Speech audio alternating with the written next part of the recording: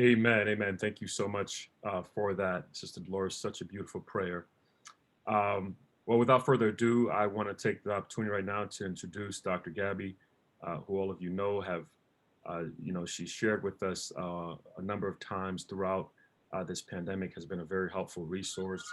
And we're grateful to her for planning this event and giving us an opportunity to really just focus on our health today and how we can improve our well-being, not just through the pandemic, but just at large as people who are part of the body of Christ. God has given us charge over this body to be stewards of it. And certainly the more we can learn to do that, the more helpful that will be. So take it away, Dr. Gabby. Thank you so much for your leadership today. And we're looking forward to what you have to share with us. Thank you, Pastor. Good morning, everyone. I am Dr. Gabrielle Williams. I have been a member of Southside for a long time, so over 15 years. And I went to the UGA for undergrad, went to Medical College of Georgia for med school. And I've been practicing, or went to residency at Emory for family medicine. I've been practicing at one of Grady's outpatient clinics for about 5 months now. So I'm new at practicing medicine independently, but have been in medicine for over 3 years. And last year became health ministry leader. So wanted to find ways to incorporate understanding and teaching of health to the community, to our church. And so this is our first health fair. We have a great number of panelists with us, so I'm very excited. So this is free, guys. So this is free knowledge, free wisdom from different professionals. And so I really do hope that everyone through God's grace will be able to receive whatever message the Lord has for them through everyone who's presenting. And I hope that you see that there are different areas of health that we need to address as individuals and as a community. And I hope you see that our panelists are all Black. So this is a great example of Black professionals in the healthcare field. But before we go to house rules, I just want to thank Kareem and the rest of the church for this wonderful website. It looks awesome. Just had to put that out there. And we are definitely working on improving our presence virtually online. So just got to put that out there. So for house rules, please be respectful. We want this to be an engaging program, but we need our speakers to be able to say what they have to say. So please, everyone, be mute at all times. Make sure your mute button is on. We want this, again, to be a great experience for everyone and for our presenters. In order to sustain a community virtually, I do ask that everyone's cameras and videos are on so that we can see your beautiful faces and see that you're engaged. And this will be especially important for our physical exercise portion, where our fitness professional, Jason Richards, is gonna do a sample of exercise that we can do at home. And I've asked everyone to put on their fitness gear. I have mine, I got my pants and my shirt ready to exercise. So if you're not ready yet, please, during the presentation, cut the camera off, go get changed, and then be ready for that segment so that we can all exercise together. I know everyone will have questions or comments. Please use the chat to put in your questions. And then at the end of each presentation, I'll read a few if we have time, so that you can so that everyone can hear what the question is and hear the answer. And then at the end of the fair, my goal would be to have a time where everyone is engaging and we can talk about what we've learned. If anyone has any personal stories, that will be encouraging. And hopefully we can maybe even think about ways that we can further help our church with making sure we're caring about our health. So if you guys want another program, we could do a health fair twice a year or something like that, but we can talk about that at the end of our program. So the first presenter is me. So my presentation I wanted to do on advocacy. Um, I can only speak as who I am. So as a Black Caribbean person, and about how I feel like we don't speak up for ourselves enough, especially in the office setting, or just knowing more about our health other than, oh, my doctor said to do this, so I just do it, or I don't want the flu shot, so I'm not going to get it. So I feel like there's really, we're not really well versed in understanding our own health. And so I wanted to do a presentation just to give, just to encourage us to take advocacy over our own health. So, all right, so as a doctor, my passion is health. So quality and health and wellness are life. As I'm reading the Gospels, I see one of the most common miracles Jesus performed was healing. So was healing. So one second. You can see this. Thank you. Okay. So one of the common miracles Jesus performed was healing. And so in my opinion, I think health is very, very, very, very important, right? Because without health, we wouldn't be here. And the ability to maintain health, I think, is important because it improves your function. So you're able to walk, or be able to walk. So you can walk to the grocery store, you can walk to your car. These are things that we don't often think about, that are important, that we have function. And then I think with health, there's an inherent enjoyment in life. I know we're stressed about other things, but if we take a second to think about our health, the ability to do what we need to do, the ability to spend time with our families without a lot of assistance, like that is a part of joy and enjoyment in this life. And with having good health, I think that improves our time. So we have time to spend with loved ones. Our life expectancy should be filled with enjoyment and time with our loved one. And so I just think that those are like key reasons of why health and wellness are very, very important. Probably why Jesus really focused on that, right? Because there are a lot of people coming to him for healing. People breaking the roof to bring down their friend in order to get healing, because when you're healed, when you feel good, when you have function, you are able to enjoy, you're able to do things. And I think that's part of a ministry. And I'm not saying that those who don't have decreased function or who might have disabilities aren't able to enjoy life to the fullest. I just don't want us to be a detriment to ourselves. If there's anything that we can change, especially from a behavioral standpoint, in order to improve our health, I think that's very important to address and to attack.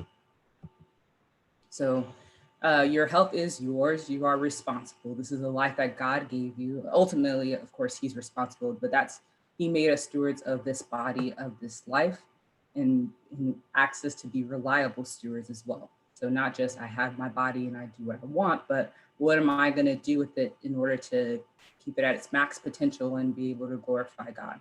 And so I think these are different aspects of health that is very important for us to address at all times. So spiritual health, like Pastor talked about, having a pause in order to remember who we are for, who we're living for, our purpose, and also praying. So like I talked about, one of the common miracles is healing. So making sure to pray over all these other aspects, I think that's most important. And then thinking about how our emotions and our mental state affect our behavior, and our behavior then affects our physical health, I think is important aspects of health in general. And then also social, which this pandemic has opened my eyes to, of how important social life, how important interactions with others is to us, because the Lord said that it's not good for man to be alone. So I'm glad that we're having our virtual church meetings and being able to do this virtual health fair in order to continue that social interaction. And then as we understand those different aspects of health, we have to understand how what we do affect those areas, or environments affect those areas. And so again, it's our responsibility to take care of ourselves. So in order to do that, one of the ways I think is important is to know your health status. So if you have any health conditions, and that's not just including physical health, but mental health conditions, it's important to seek understanding of those. It's important to look it up. Even Dr. Google, might be the bane of my existence. Just kidding, but might contradict some of the things I know. But at least I know my patients are looking things up. They're trying to understand, okay, what is going on with me? No, a headache does not automatically mean cancer, but hey, what are the different things that cause headaches, and what things can I do to remedy headaches? And then a big thing that I see in my practice is a lot of patients don't understand what medications they're taking and what they're for.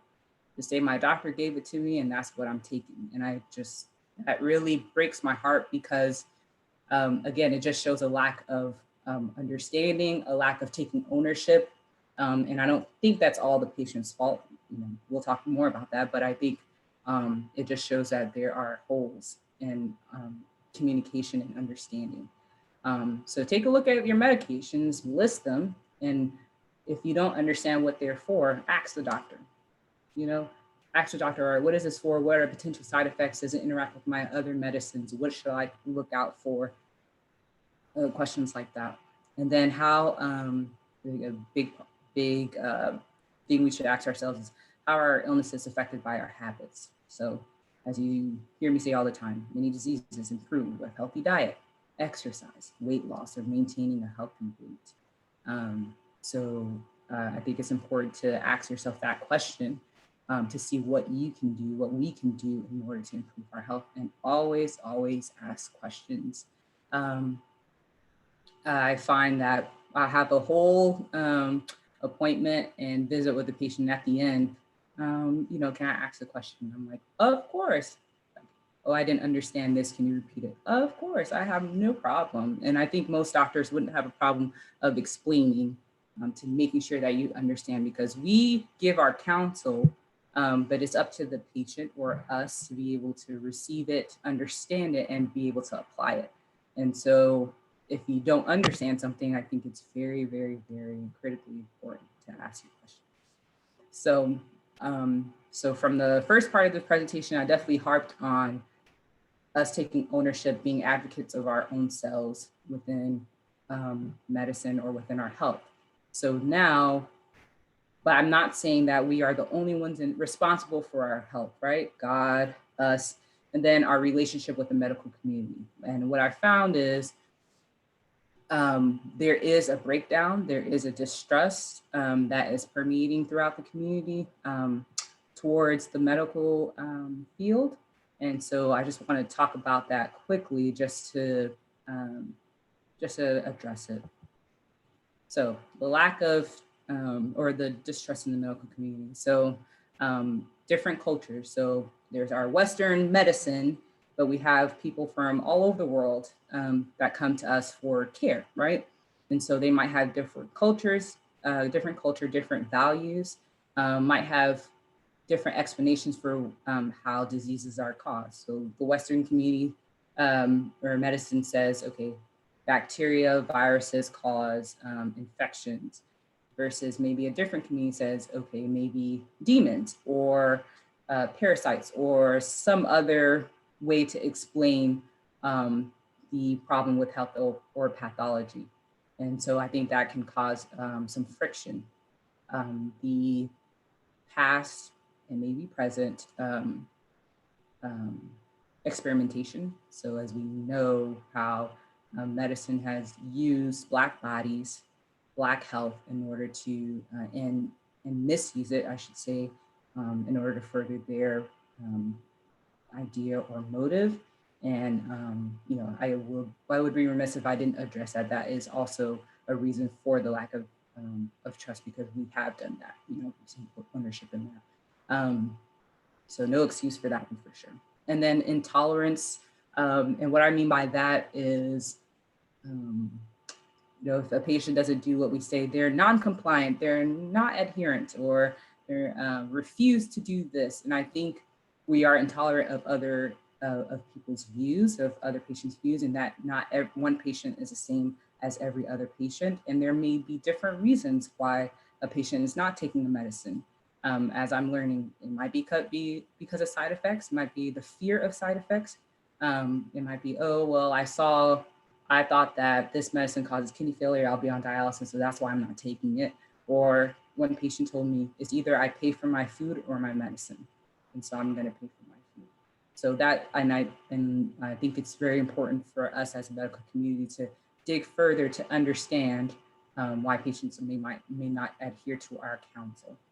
And then fear of the unknown. So I've heard a lot about side effects from medicines, one, and the actual disease, someone's fear of maybe getting cancer when they see that there's like a mass or something on their neck or other parts of the body, and say, well, I'm done with trying to figure this out further. I'm just gonna see you later. I'll call you when I need you and not get further care. So I don't know if that's a lack of distrust or just like a fear inside of why they might not be getting further care.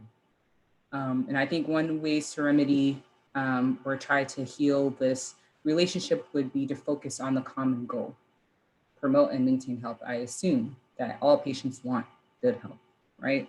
And I think as professionals, we should try to get to that same plane, similar goal with patients. Like, I'm just here to try to help you have a life that is fulfilling for you, that is full of function, enjoyment, and time.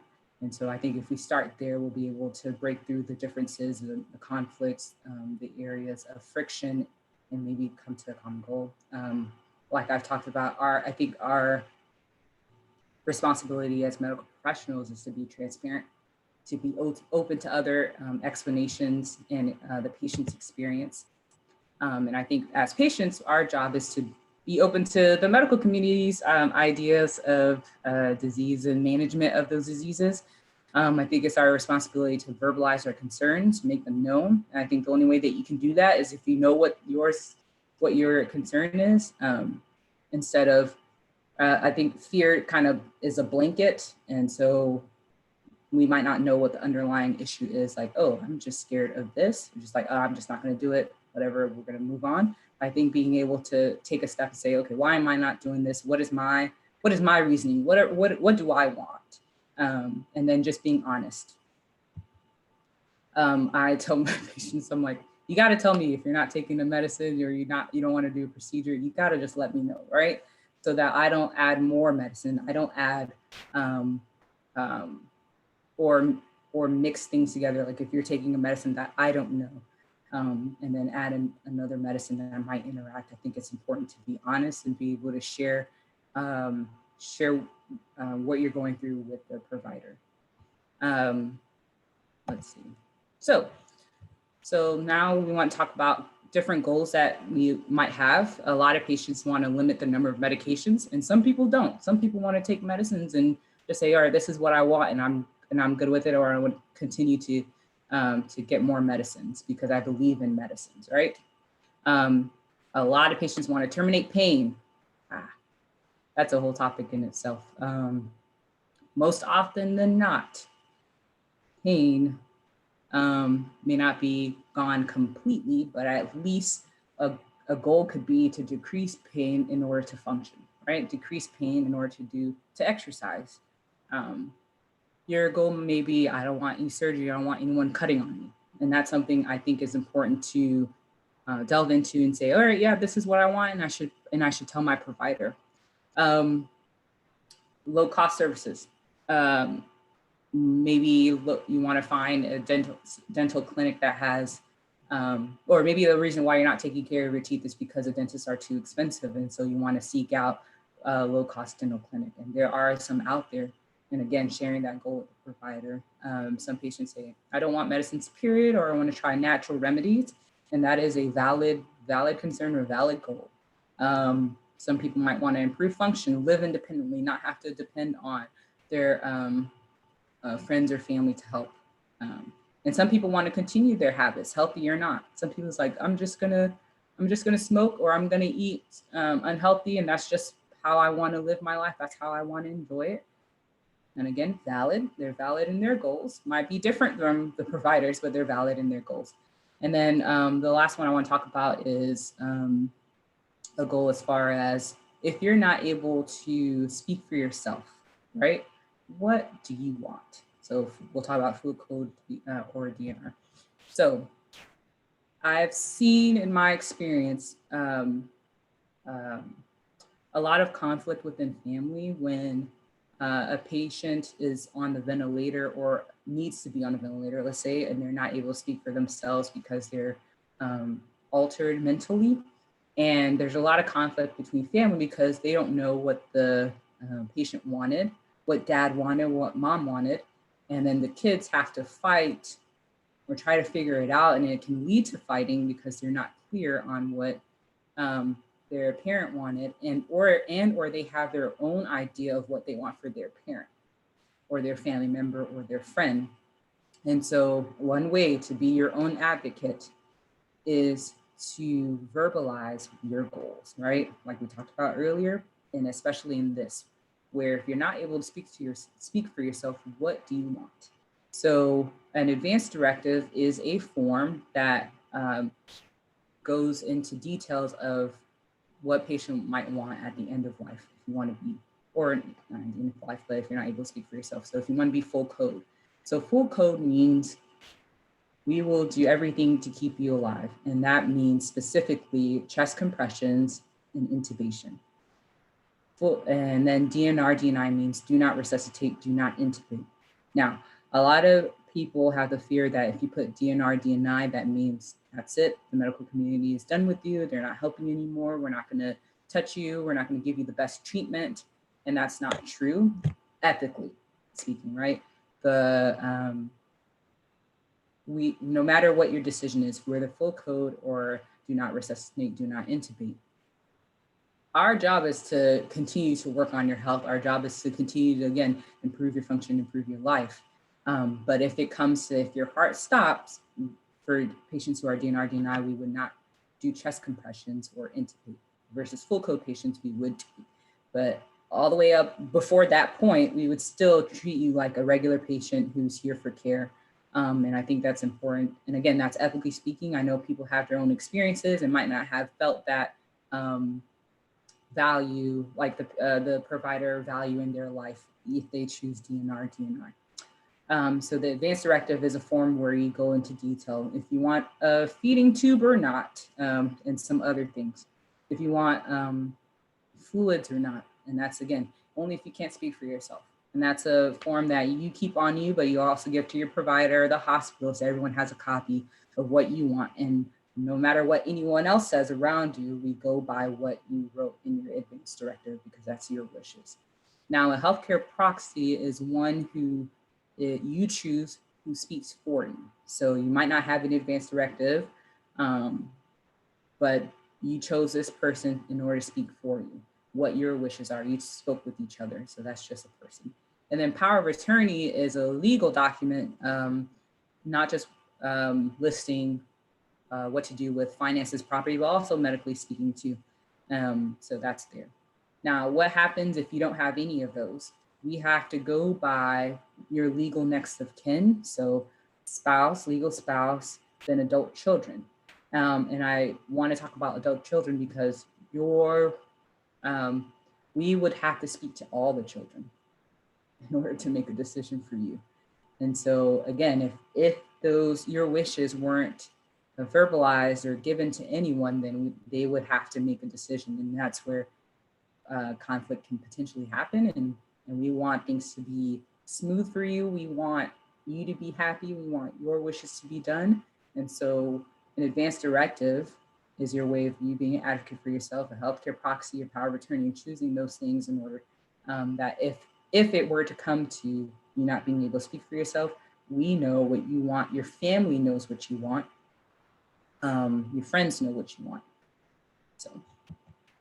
So just winding down to the highlights, I think it's important to first know your health status, know your conditions, know what is going on with you, then understanding your own goals, understanding like if you want natural remedy or not, limiting medications, no surgery, just understanding what your goal is for your own health, sharing those goals with others, and then living well, living the life that the Lord has given you.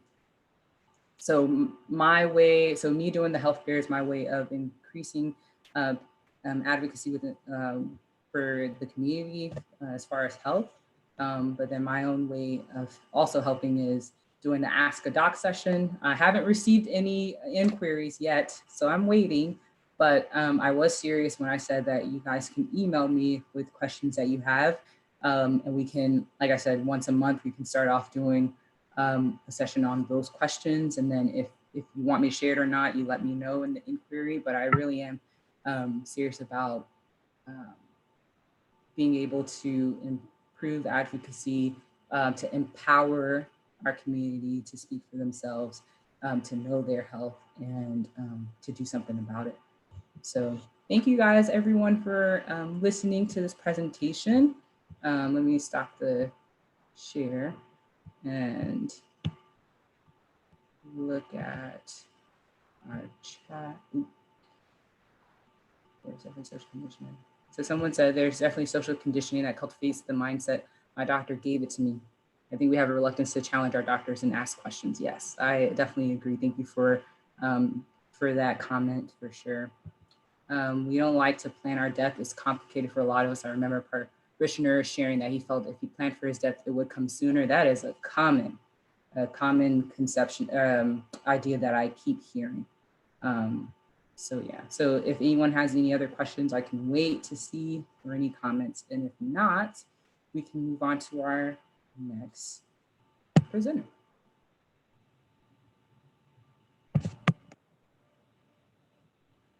Some doctors don't listen. I agree. Right? We're all doctors are humans. And so I think our own culture, our own values come into our interactions with our patients too. So we definitely have to keep that in check, look at our own biases, and really try to find that commonality and then build from there. So I definitely agree. All righty, well, we're gonna move on to our next presenter. Is Dr. Christina Harris. So we met at UGA, so we've known each other for over 10 years. Okay. She completed her doctorate in physical therapy at the Medical College of Georgia in Augusta.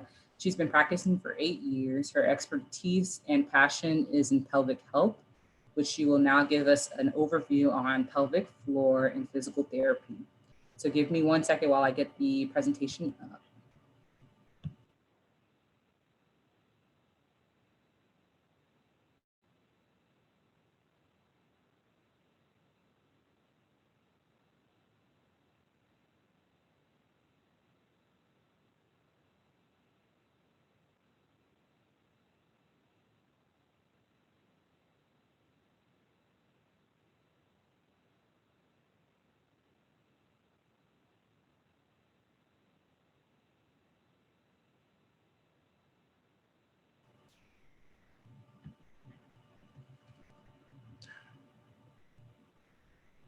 Good morning.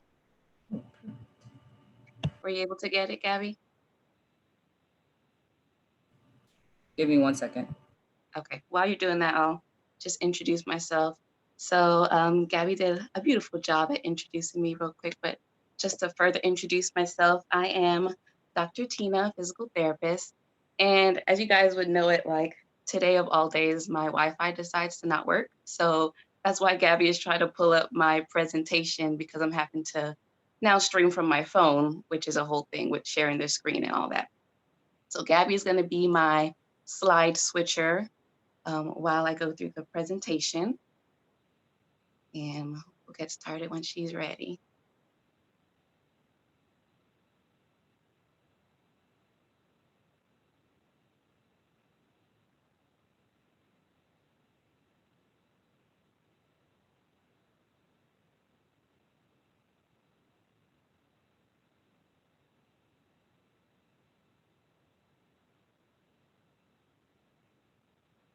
Okay, 1 moment.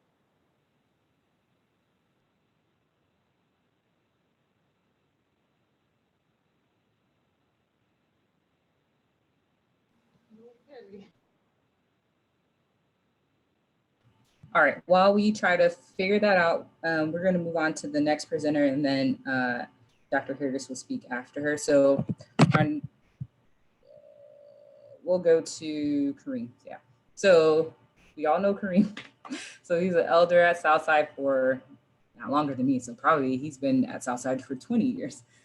So he has been an elder for 20 years right now, working at a civil engineering firm in Atlanta / Stone Mountain. He is, we've been together or married for 8 years, have 2 beautiful children, Shyla and Kalel. His passion is definitely for the church. I mean, Kareem loves Southside, I gotta tell you. So what he wants to present today is on financial health. And I think that's an aspect of health that we don't really think about as even being a part of health. And he is going to definitely touch on some common misconceptions on finances and be able to reinforce the things that we do know as far as the things God asks us to do with our finances as we are stewards of it. So we will go ahead and let him speak, and then I'll get Dr. Harris's presentation ready, and then she'll speak afterwards. Thank you, Gabby. I just want to thank my wife for the introduction. Tina, just continue to send us that presentation to different emails that we have, and hopefully it'll pop up. I suspect it's because of your Wi-Fi why the email is not even going through as well to get to us, but pray that that works out soon. So as Gabby said, we really wanted to cover all aspects of health. So I'm going to start sharing my screen. Excuse me. And so yeah, we're going to talk about financial health. And I love the comments in the chat that we've been seeing. Please continue to engage that way. We've seen some really good comments as far as Gabby's presentation. So the Lord wants us to not only be healthy in our bodies and spiritually, but I think, like Gabby said, we neglect the fact that financial health is important too. And as we've seen throughout this pandemic, you may have been seeing, I know you've heard it on the news and on the radio. One of the things that caused people to be disproportionately more affected by health issues and by the pandemic is the fact that they don't have the finances or the insurance to take care of themselves when something like this does happen. So this is very important. So in regards, our finances can affect our health. That's what I want to put out there. So I'm going to start with something very familiar. And this is going to be, it may step on some toes, but we want to stay engaged. So this might be a little plot twist from what you're used to hearing. So when we read Malachi 3, talking about financial health, when we read Malachi 3, verse 7 to 12, I know most of us are familiar with it. However, when we read verse 7, it says, "Return to me, and I will return to you." This is an agreement. And we may not have read it that way before, but it's an agreement between us and God. Next, it's also an invitation. God uses this phrase to the children of Israel and to his prophets. Return to me and I will return to you. If you Google that phrase, you'll see it in other places in the Bible. So it's an invitation. All right. So what is God saying? He says, listen, I'm making an agreement with you when it comes to finances and your income, when it comes to any ways that you increase, because finances, increase is not just finances, but he's talking about the things that you gather into your home, the things that cause you to prosper. All right. So he's giving you an invitation, an agreement that if you return to me, I will return to you. All right. So getting right down to it, will a man rob God? And I'm just going to say this. A robbery is intentional. A robbery is intentional. Now, this is talking about on the side of if we are not returning tithe and offering. Let's say that we're not. All right. And some of us are. Some of us are and some of us are not. I think the last time I heard a report in the Adventist church, in our region, only 33% of people give a faithful tithe and offering. Now, that doesn't mean that, what is that, 67% are not giving, they're just not giving faithfully. But in that 67% is also people who are not giving at all. But a robbery is intentional. So what am I saying? Not only do our actions show, whenever we don't give tithe and offering, not only do our actions show that, but it's also saying we don't trust God. Like, Lord, I don't trust you. That's what we're actually saying to God because it's intentional. Second, we're also saying, God, I can manage this better than you. Well, what do I mean by that? When we refuse or withhold tithe and offering, we're actually saying, Lord, if I give this to you, I don't know what you're going to do with it. I don't know what the church is going to do with it. I don't know what the conference is going to do with it. All these things we come up with. But instead of giving it to God the way he asked us to, we're saying that we can manage it better. And then we wonder why sometimes we run into the issues that we run into when it comes to our finances and financial freedom. We are intentionally robbing God whenever we withhold tithe and offering. And it is a choice. I put that at the bottom because you have to realize that this is a choice that we're making every month or every 2 weeks or however often you decide to give your tithe and offering. But it is a choice when you withhold it.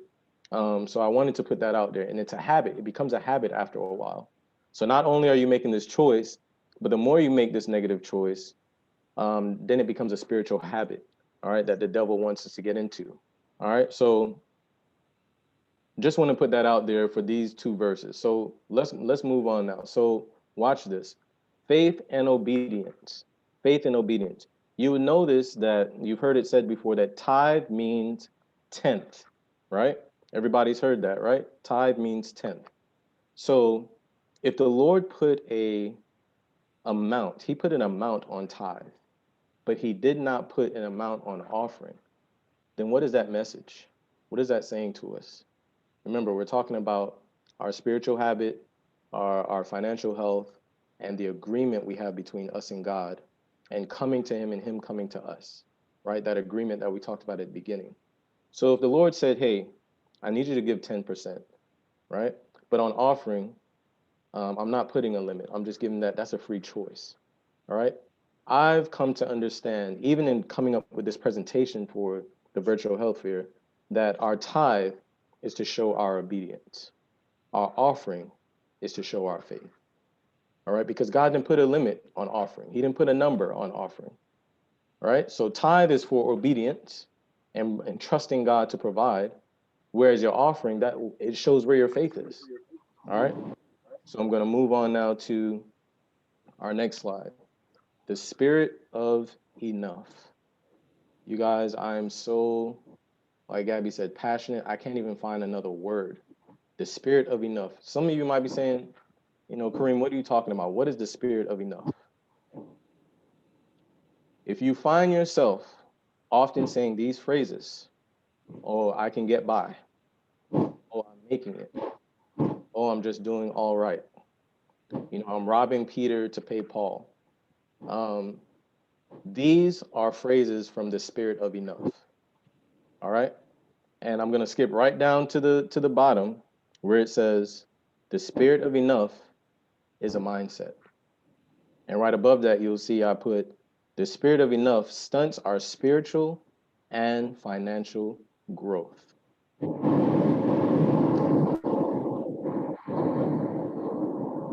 All right, I'm going to ask everyone, please mute your devices. Please mute your devices.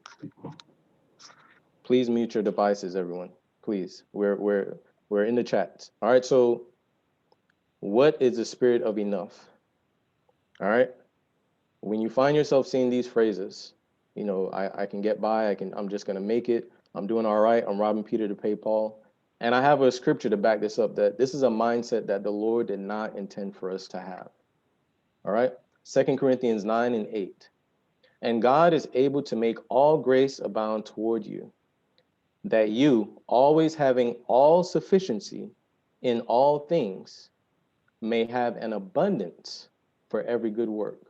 Well, you might say, well, Elder, he's not talking about money. Well, if you look at the underlying portion, all sufficiency in all things, all things. So not just spiritual, not just, foods, not just clothing, not just a home. All things includes money as well, that you may have an abundance for every good work. Now, there's the last part that we don't need to skip over. That abundance, when it comes to finances, is to do God's good work. It's not for us to hoard, it's not for us to keep. So God said he will give us all sufficiency in all things so that we will have an abundance for his good work. And that includes money. And again, this is a mindset. Sometimes we have an issue talking about money when it comes to the church, but this is a mindset that we have to shift because it's false. It's false. All right. So let's look here. Another scripture: financial freedom versus loans. Think about this. Watch that topic at the top. Financial freedom versus loans. So Proverbs 22:7 says, "The rich rules over the poor, and the borrower is servant to the lender." Well, why did you bring this up? My question to you, and I'm just going to leave it there as a question, is which one are we supposed to be? The rich rules over the poor, and the borrower is servant to the lender. And I'm not even going to talk about the fact that we don't like talking about that first line. We love to talk about the second line. But my question is, which one are we supposed to be? That's my question. All right. So now I want everybody to pay attention to this part of the presentation. Watch this. These are different types of loans, correct? Let's look at this. These are different types of loans. Now watch the top of your screen because it's about to change. Is everybody watching? These are ways to be servants. We've become so familiar with the different types of loans: credit cards, title, payday loans, tax advantages, student loans, car loans, personal loans. These are ways to be servants. So let's stop looking at these as types of loans and tell ourselves that these are ways to be servant to the lender. And my question again is, which one are we supposed to be? So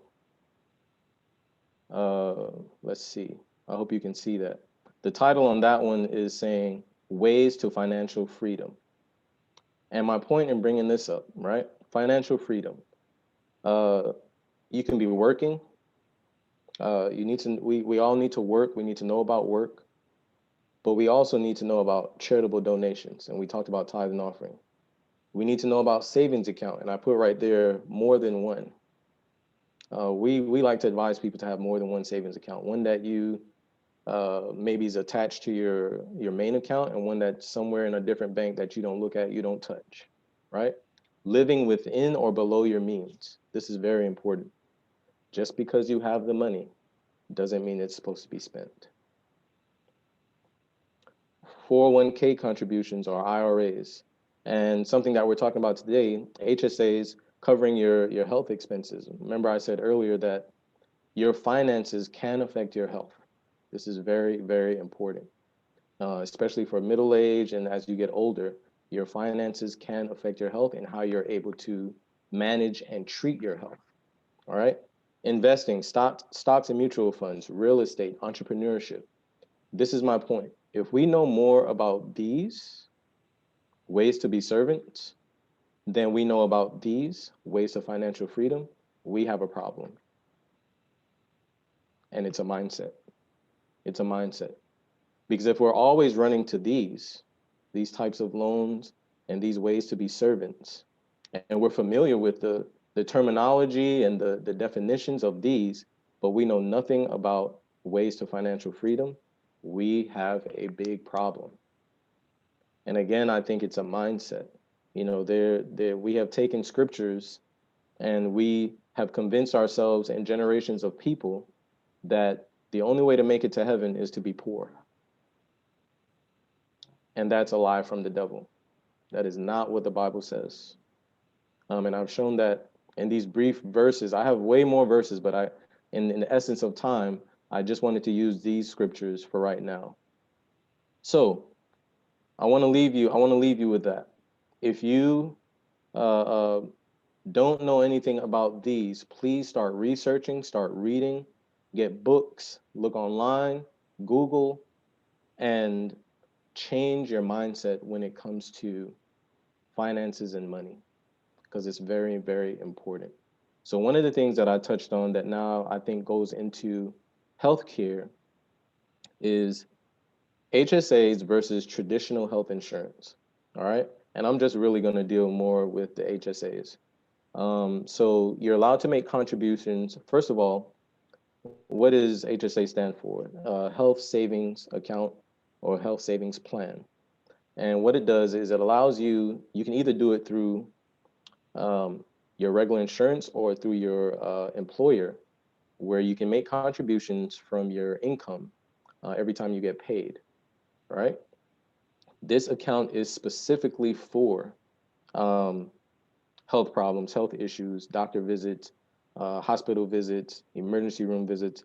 That's what this account is for. It only goes towards your health issues when it comes to spending. So as a single person, you can contribute $3,600 a year, right? And as a married person or someone with a family, you can contribute $7,200 a year. Now, you can go over if you want to as far as contributing to this account, but if you do, they're going to tax the amount above 3,600 or the amount above 7,200. They're not going to tax the whole thing. They're only going to tax the amount above that. All right. Now, here's something interesting, and this is why we would advise everyone to get an HSA. At the age of 65, or when you become disabled, if you become disabled, by God's grace, I hope no one does, but let's say that you become disabled, you can now withdraw any amount of funds that you yourself put in there, any amount of funds from your HSA to do anything with. So what does this mean? It means at this point, if you're 65 or if you become disabled, you don't have to use your HSA account for just health issues. You can use it for anything. But look at my last line there. Just remember that it becomes now a taxable item. It becomes taxable income after you start pulling it out to do like your daily expenses, your daily routine. All right. So how can you use the HSA or traditional insurance? So there's two ways. You can get an HSA by itself, or something that me and Gabby do. We have an HSA that's linked to our traditional health insurance.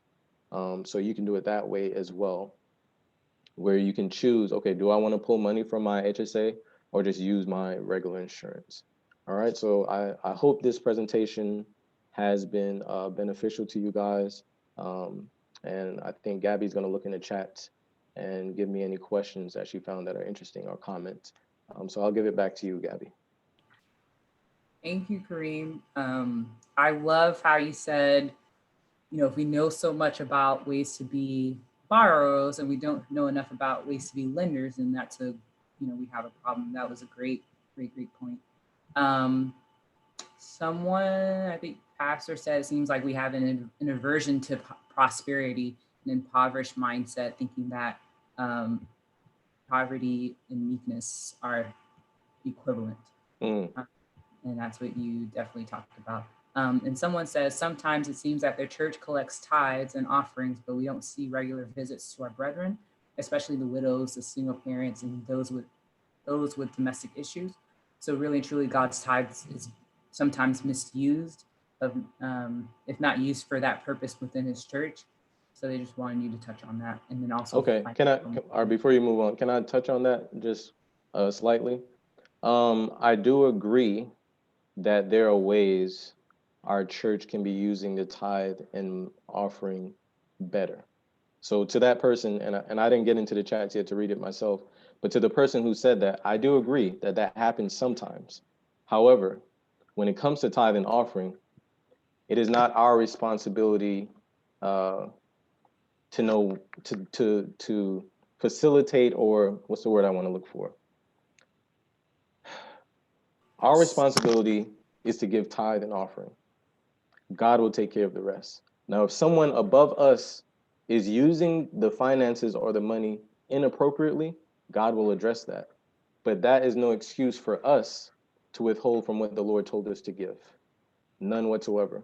Because at the end, now we have to answer to God when he says, well, why didn't you give tithe and offering? Now you have to answer for yourself. You can't use the excuse that, oh, the church was misusing funds.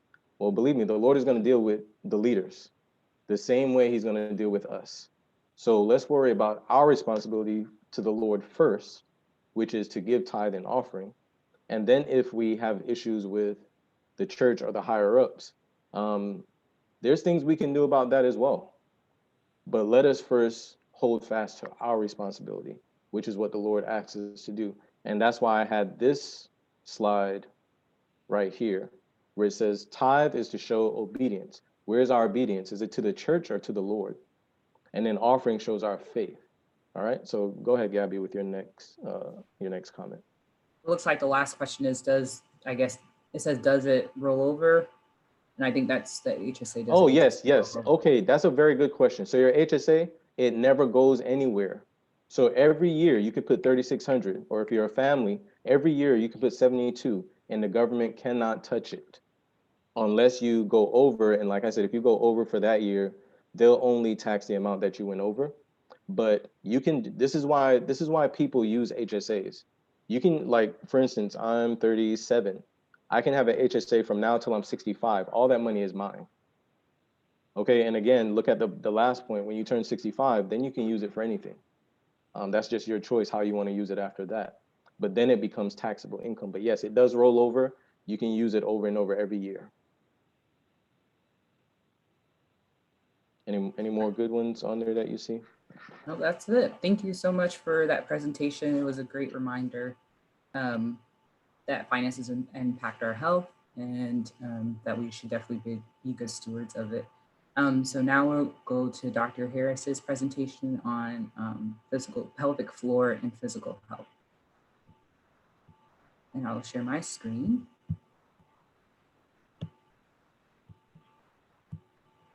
All right, friends, I'm back. Thank you, Gabby, for, again, this platform, and for inviting me to speak, and for being my slide clicker. And I'm just scrolling through all these beautiful melanin faces in here. It is so good to see my beautiful people. So welcome and good afternoon now. All right, thanks, Gabby. All right, so once again, I am Dr. Christina Harris, physical therapy. I am a physical therapist as well as a birth and bereavement doula. And today I'm going to specifically talk about pelvic floor physical therapy, which is what I specialize in my physical therapy practice. So to start a little bit about me, I've been practicing for PT for going on about 8 years, and I've always had an interest in pelvic health. And it's something that you don't really think about just as a society, and Gabby kind of touched on this in her presentation also, is that we don't really talk about the taboo things. We're not too comfortable talking about it, and typically anything like in the waist region or below the belly button, we're just not really willing to talk about and discuss. And so it's just like hush hush. And a lot of people don't even know that physical therapy for the pelvic floor even exists. I get people coming to clinics like, I had no idea this was even a thing. So yes, it's a thing. We are out here and doing lots of great things. Ooh, hold on, go back a little bit, Gabby. There we go. So just to touch on a couple, the reasons why I do what I do in both my PT and my doula work is I touch on a couple of cornerstones just overall. And again, kind of mirroring what Gabby was talking about advocacy, is just encouraging people to be educated about your own body. Like, this is the only body that you get to live in. It's a beautiful body and it's able to do so many things. But I find that a lot of people come in and they're like, oh, you're the expert, you tell me what to do and I'll do it. And I always pause, and I'm very intentional about putting the power back into their hands, and just like, I may be an expert in this field, but I'm not an expert in your body. And you're going to be living in this body. You have been living in this body for X amount of years, and you will continue to do so even after our relationship ends. So I need you to know how to take care of it, and for you to be an active participant in how your life unfolds. Right, you can go next slide. So for what we're talking about today, just a little overview. What is pelvic PT? We'll talk a little bit about pelvic floor anatomy and function, because honestly, a lot of people don't even know what's going on down there. How do you know if you need a pelvic floor physical therapist, what you can expect from a visit, and how you can find a pelvic floor PT. We'll also do a little activity, a couple of activities here, so you can find yours, as well as knowing, doing a little questionnaire to know if you need to seek out a PT. So first, physical therapy. The main thing people think about when they think about physical therapy is, oh, you go to PT if you've had an injury, if you're in an accident, or if you're an athlete. And PTs are not just for those situations. As a physical therapist, we evaluate, assess, and treat different conditions as associated with function. So basically, if there's something that your body is supposed to do normally in terms of functions that involves muscles, bones, joints, nerves, skin, anything, there is a PT for that. As a PT, you also do a lot of educating and helping to prevent dysfunction and problems that may arise down the line. Next. All right, so as a pelvic floor physical therapist, even though the title specifies a pelvic floor, we all receive a generalized doctorate level education for general physical therapy knowledge. PTs that specialize in pelvic health, we just have additional training regarding pelvic floor conditions. But even with that, we don't just laser focus in on the pelvic region and forgetting everything else. Instead, we take into account how you're functioning, look at you as a whole body and the impact that what you're coming in, the concerns that you're having when you come in, how that's impacting your life and your well-being. So here's an anatomy picture of both male and female presenting bodies. And because sometimes there's a misconception that pelvic PT is only for women, but the truth of the matter is that everyone has a pelvis, so everyone can benefit from pelvic floor physical therapy. So you see here the image, and the red, if you can use your cursor, thank you, Gabby. The red area there that looks like a sling, that is your pelvic floor. And so you can see the pelvic floor goes from the front of your body at your pubic bone to the back of your body at your tailbone or your coccyx. And in between there, depending on your male or female presenting body, you'll have your bladder going through, the vaginal opening going through, as well as the rectum going through. And so there's openings for all of those structures within the pelvic floor. Right, next one. So what does the pelvic floor do? So looking at where the pelvic floor muscles are, it makes sense that it will contribute to these functions. So it provides you with postural stability, supports your pelvic organs. So you can see those organs, the bladder, the uterus, and the rectum, as well as all the other organs in the abdominal cavity, basically rest and are supported by that pelvic floor muscle structure. It has a role in continence, which means keeping you dry from either urine or fecal leakage. Has a role in sexual function as well as childbearing component. Okay. So typically what can happen with the pelvic floor is that it could be normal, or it can be tight, or it can be weak. It can also be tight and weak, or it can be weak and not really functioning. So a tight pelvic floor can present with a number of different symptoms, but some most common ones are pain with sex, so pain with vaginal penetration with sex, constipation, urinary retention, which is like not fully emptying your bladder when you go to a void. A weak pelvic floor, can present as urinary incontinence or fecal incontinence. So you're leaking urine or fecal matter beyond your control, as well as pelvic organ prolapse, which is where those pelvic organs are now sagging down into an opening space, either the rectum or the vaginal opening. Okay, next one. All right, so this is now where you guys get to be involved. And so I'm gonna scroll through, make sure you guys are participating. So as you're sitting in your chair, I'm gonna invite you to go ahead and sit on your hands. So you sit on your chair upright, and you're gonna sit on your hands with your palms face up. And I'm gonna have you find the bones under your buttocks with your fingers. So you're gonna kind of curl your fingers upwards towards your head. You're gonna find the bones that are there that you're sitting on. Now you're gonna take your fingers and you're gonna slide them inwards towards the middle of your body. So instead of being on the bone directly, you're now in more the meat portion of your body. And that's kind of the general area of your pelvic floor. So if you're able to find it like this, perfect. If not, you can also use like a small towel, like a hand towel, and roll it up and then sit on it long ways, like you're straddling like a horse saddle or something like that. So it's in between your legs. So now while you're in position, you're going to use the muscles that you would use to stop the flow of urine or to hold back gas. So if you were in an elevator or something, you're like, I can't do this right now, then those are the muscles that I want you to engage and try to pull up and in and use those muscles. So you might feel that those muscles pull away from your fingers or tense up under your fingers, and that's your pelvic floor. Now, while you do that, you feel your buttocks tightening or your inner thighs or your abdomen tightening up, or you're like lifting up off of your seat. That's incorrect. You're using other muscles to substitute. So I want you to try to relax and then try again, doing the same thing. All right. Give me a thumbs up if you're able to find your pelvic floor muscles. Thumbs up, thumbs up. Yes. All right. Great job, guys. All right. The next slide. And these, I'm going to also show you a couple other ways that you can find it for later. So if anyone is like rewatching this, or if you don't have your camera up and you aren't able to find it, these are some other ways that you can find your pelvic floor muscles. So sitting comfortably on the toilet, you're going to start voiding and urinating. And then you're going to, again, using those muscles to stop the flow of urine just for a few seconds.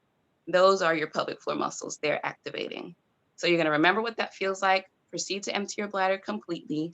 And then when you're finished, then you can go to a quiet place, sit, and then try to engage those muscles again. Please, please, please, this is only a test. Please don't do this on a regular basis, because then you might disrupt the normal function of urination. Urination is supposed to be just a process of relaxation and letting go. And if we're continuously activating pelvic floor muscles in here, then we can start having a dysfunction. We don't want that. Another way that you can find it, and this is for my vagina owners. Yes, I said the word. If that made you uncomfortable, I'm sorry. Sorry, not sorry. But you can do a self-check. And so you can lie comfortably on your back. You can use a finger or a thumb to place inside. And again, those same muscles, like you're trying to stop the flow of urine, holding back gas, or like you're trying to squeeze around your finger. Again, you're wanting to feel a pulling up and inwards towards your head.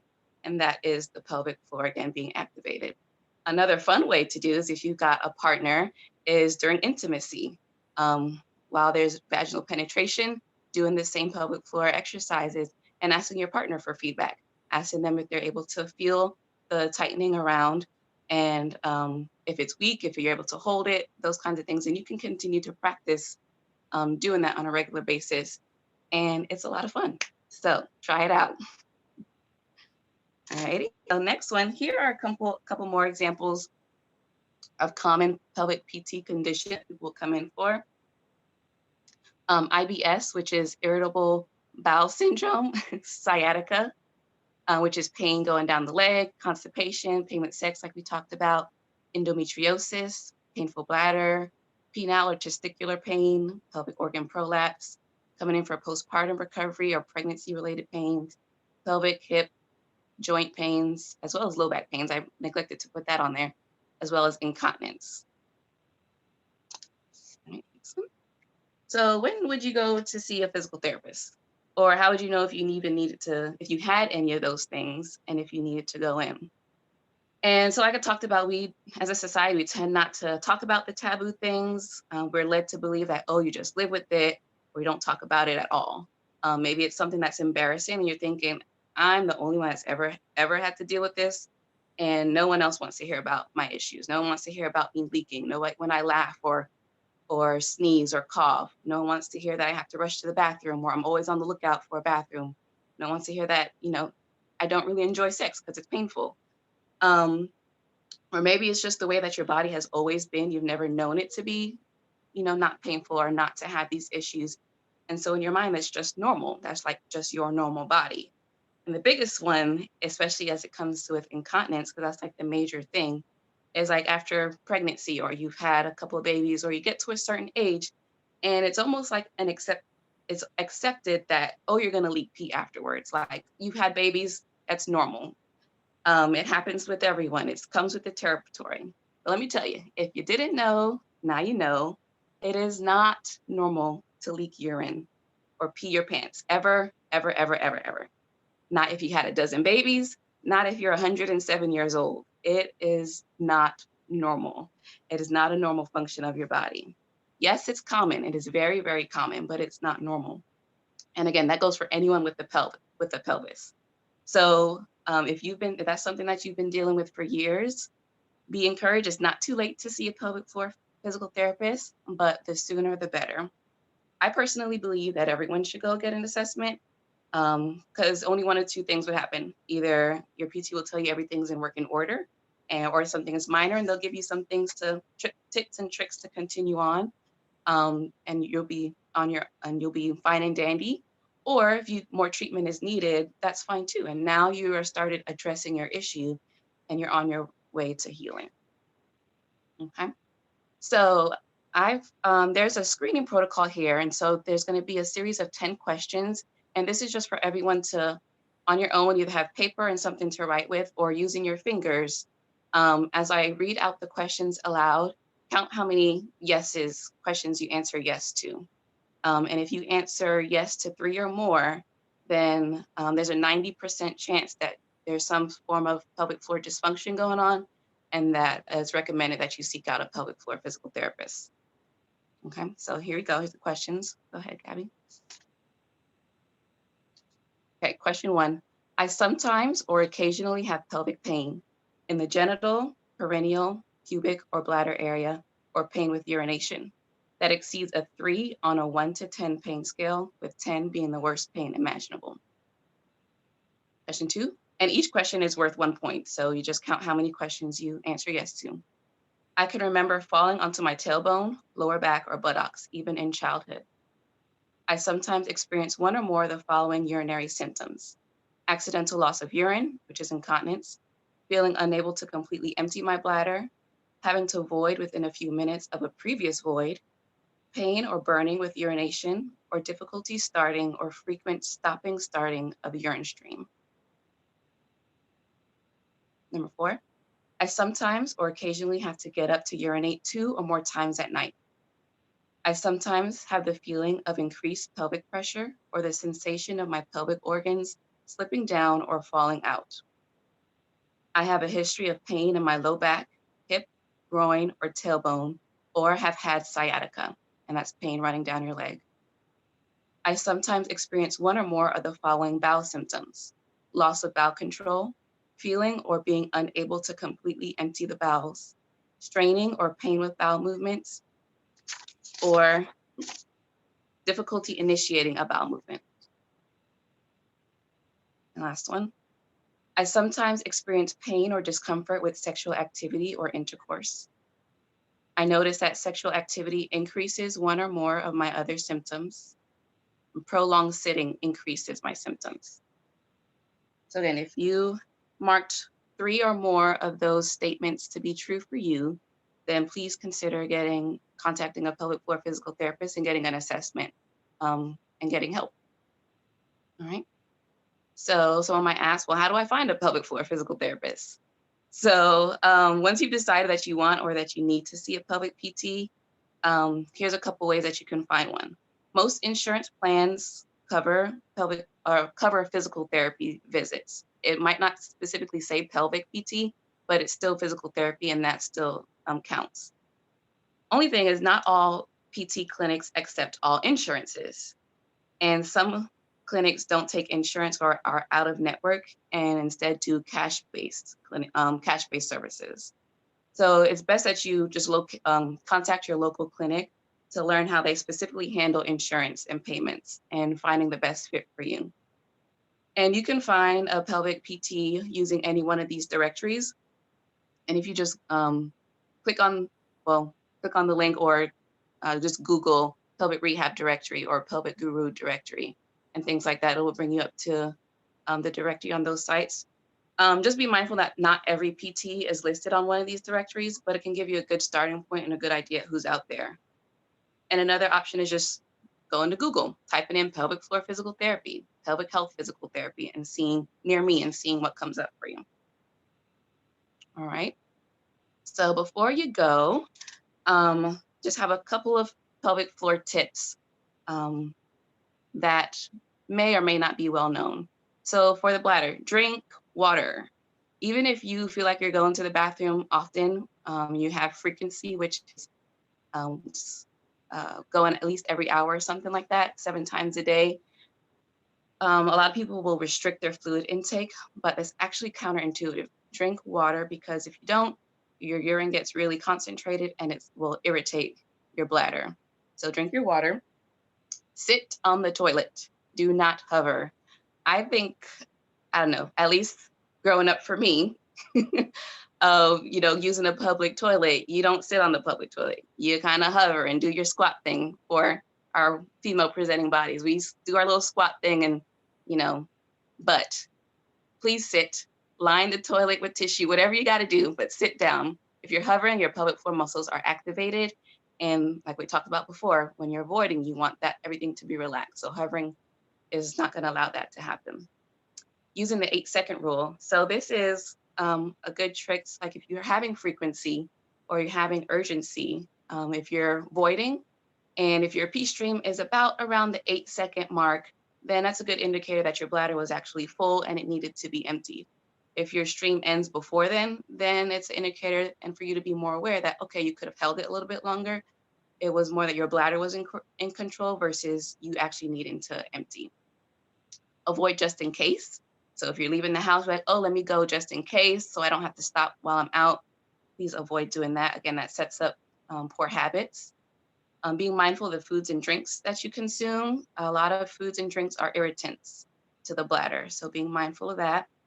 Normal voiding, like I said, is about every 2 to 4 hours. So if you're going every hour, that is frequency. And if you're under 65 years old, you should not be waking up at night to use the bathroom. If you are, try to limit the fluids that you're taking right before bed, or it might be a pelvic floor dysfunction. For bowels and also for bladders, don't wait too long.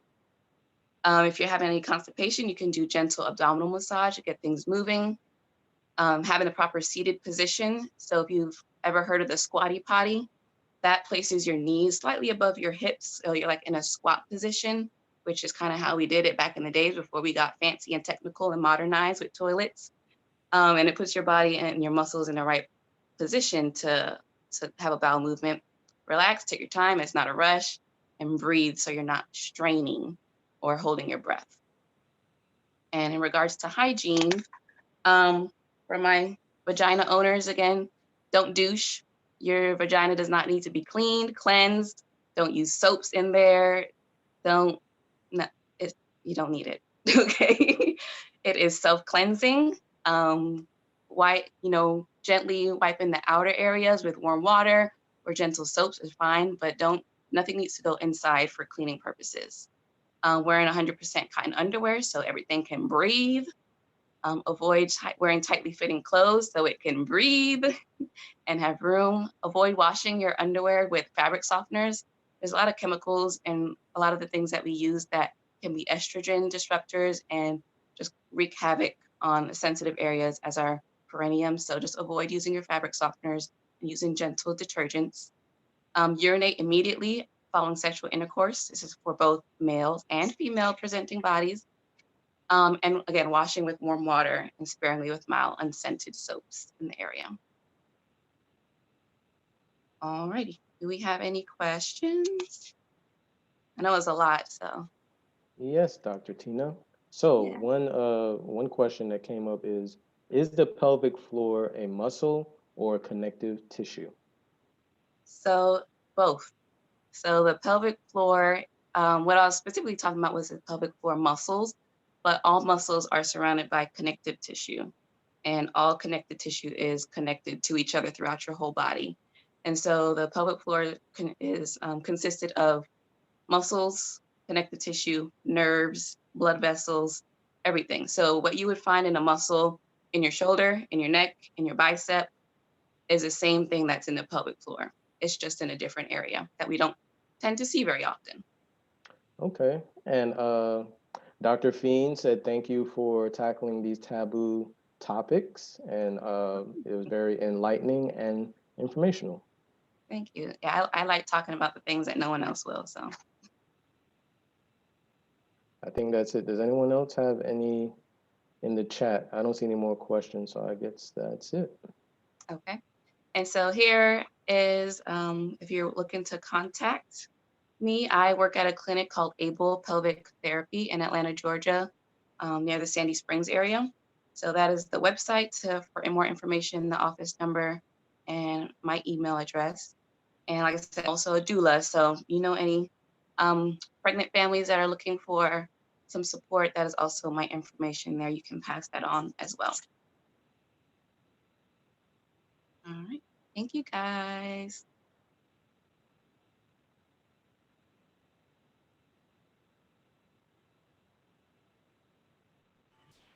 Thank you, Dr. Harris. That was awesome. Thank you for the tips too about common things that we do that we don't realize could be that aren't helpful to our pelvic floor health. So I really appreciate you for tackling those topics.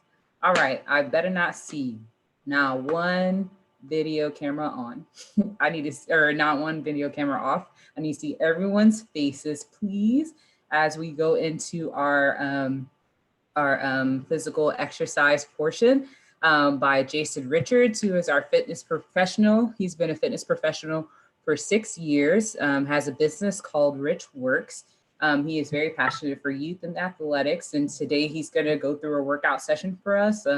I really am excited about this portion because a lot of patients say, well, I can't exercise because the gyms are closed. Really? Not an excuse. So we're going to learn. If you didn't know before, we're going to learn today how to do some home exercises and other ways to keep our physical health in shape. So again, I hope everyone has on their t-shirts, their pants, their exercise pants, and ready to work out. All right, everybody, how y'all doing?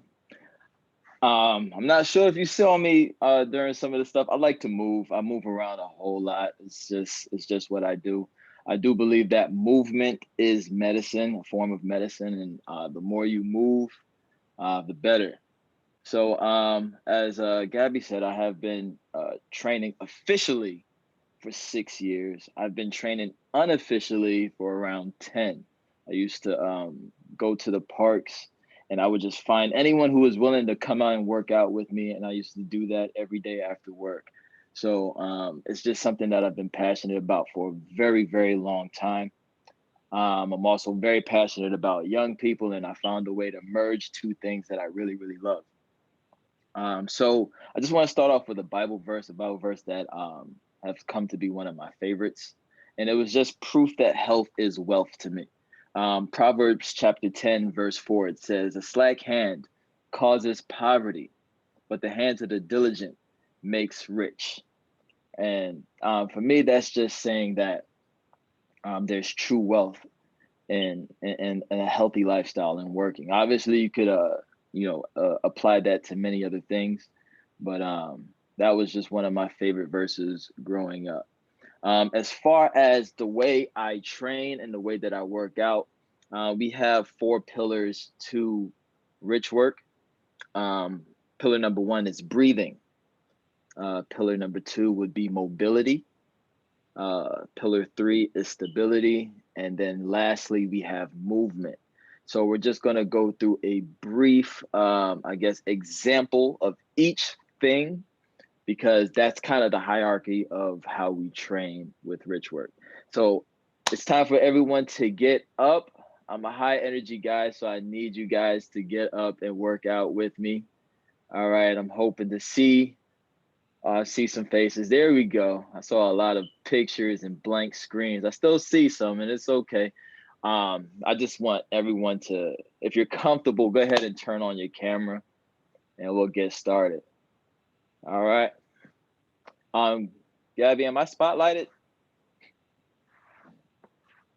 I don't know how to do that. I don't know how to do that. Let me see. I'll try.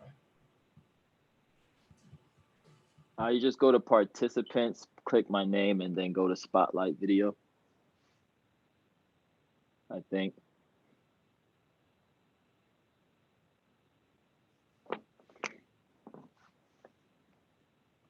All right, there we go. All right, so we're just gonna stand up. We're gonna start with our breathing. So we're gonna place our hands on our bellies, and we're gonna take a deep breath in through the nose, and we're gonna expand this belly as we breathe in. So we're gonna take a deep breath in and blow it out. Deep breath in and blow it out. All right, so on the next few, we're actually gonna put our hands on our back. Okay, we're gonna put our hands on our back, and this time we're gonna hold our core. We're gonna make our core tight, as if, I always explain it to my kids, like act as if someone's about to hit you in your stomach and you tighten up that muscle. So you're gonna keep your core nice and tight, and you're gonna still breathe in through that area, and you should feel your hands and your back expand. All right, so we're gonna take a deep breath in and blow it out. Let's go 3 more times. Deep breath in and blow it out. 2 more. Deep breath in and blow it out. Last one. Deep breath in and blow it out. All right. So the next thing that we're going to do, we're going to go through some general mobility. Now, as I train, my mobility becomes more personalized based off, sticking points that my client might have, but we're just going to go through a general mobility routine that you could literally do in like 3 to 5 minutes every night or every morning. All right. So we're just going to start with our palms facing out. All right. And we're going to extend our arms down. And all we're going to do is neck rolls. We're going to roll the neck in one direction. We're going to go 5 times. That's 3, 4, last one, 5. And then we're going to go in the other direction. 1, 2, 3, 4, and 5. Now, this is something that I do with my kids at the school. I call them no-nos. So we're going to hold our arms out again, and we're just going to go side to side like we're saying no, but nice and slow. 3, 4, 5, 6, last one, 7. Good job. All right.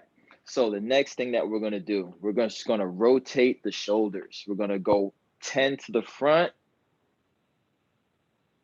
3, 4, 5, 6, 7, 8, 9, and 10. 10 to the rear. 1, open up that chest. 2, 3, 4, 5, 6, 7, 8, 9, and 10. Good job. Next thing we're going to do is we're going to interlock our hands together. I'll come a little closer. A lot of people who exercise don't realize just how much the wrists take load during exercise. So we want to keep our wrists nice and mobile, and we want to make sure that we practice good wrist health. So we're just going to go rotations just like this. So we'll go for 10 seconds. Let's go. 10, 9, 8, 7, 6, 5, 4, 3, 2, and 1. Good job. All right. All right. So we're just going to continue on with our full body mobility. We're going to put our hands on our hips, and we're going to do what I like to call hula hoops. And we're just going to act like we're hula hooping. Nice and slow, nice and easy. We always start out slow. And let's go in the other direction.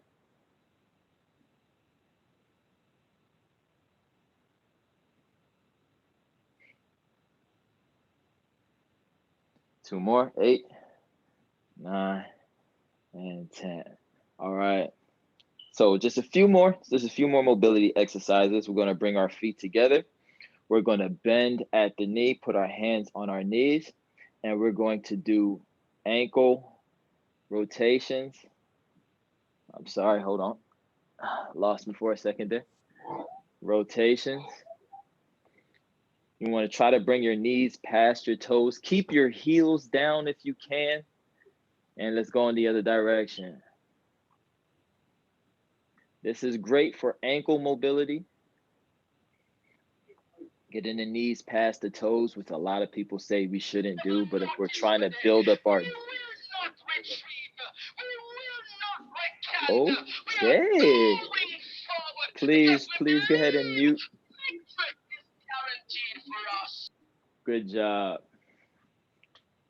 All right, so now that we got through the mobility part, we're gonna start to stabilize. So as far as stability goes, I always start with static hold workouts. We're gonna stay upright. I'm not gonna ask you guys to get on the floor today, so we won't do any planks or anything like that. But what we're gonna do is we're gonna get into a squat position.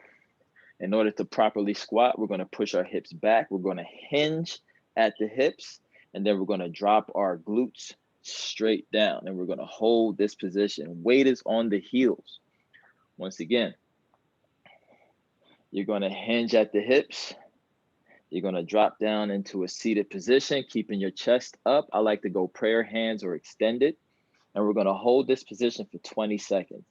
All right, holding it for 20 seconds. I'm gonna come out just to see, make sure everyone is doing it right. I'm counting in my head, don't worry about it. 20 seconds, hope everyone's in position. Good job.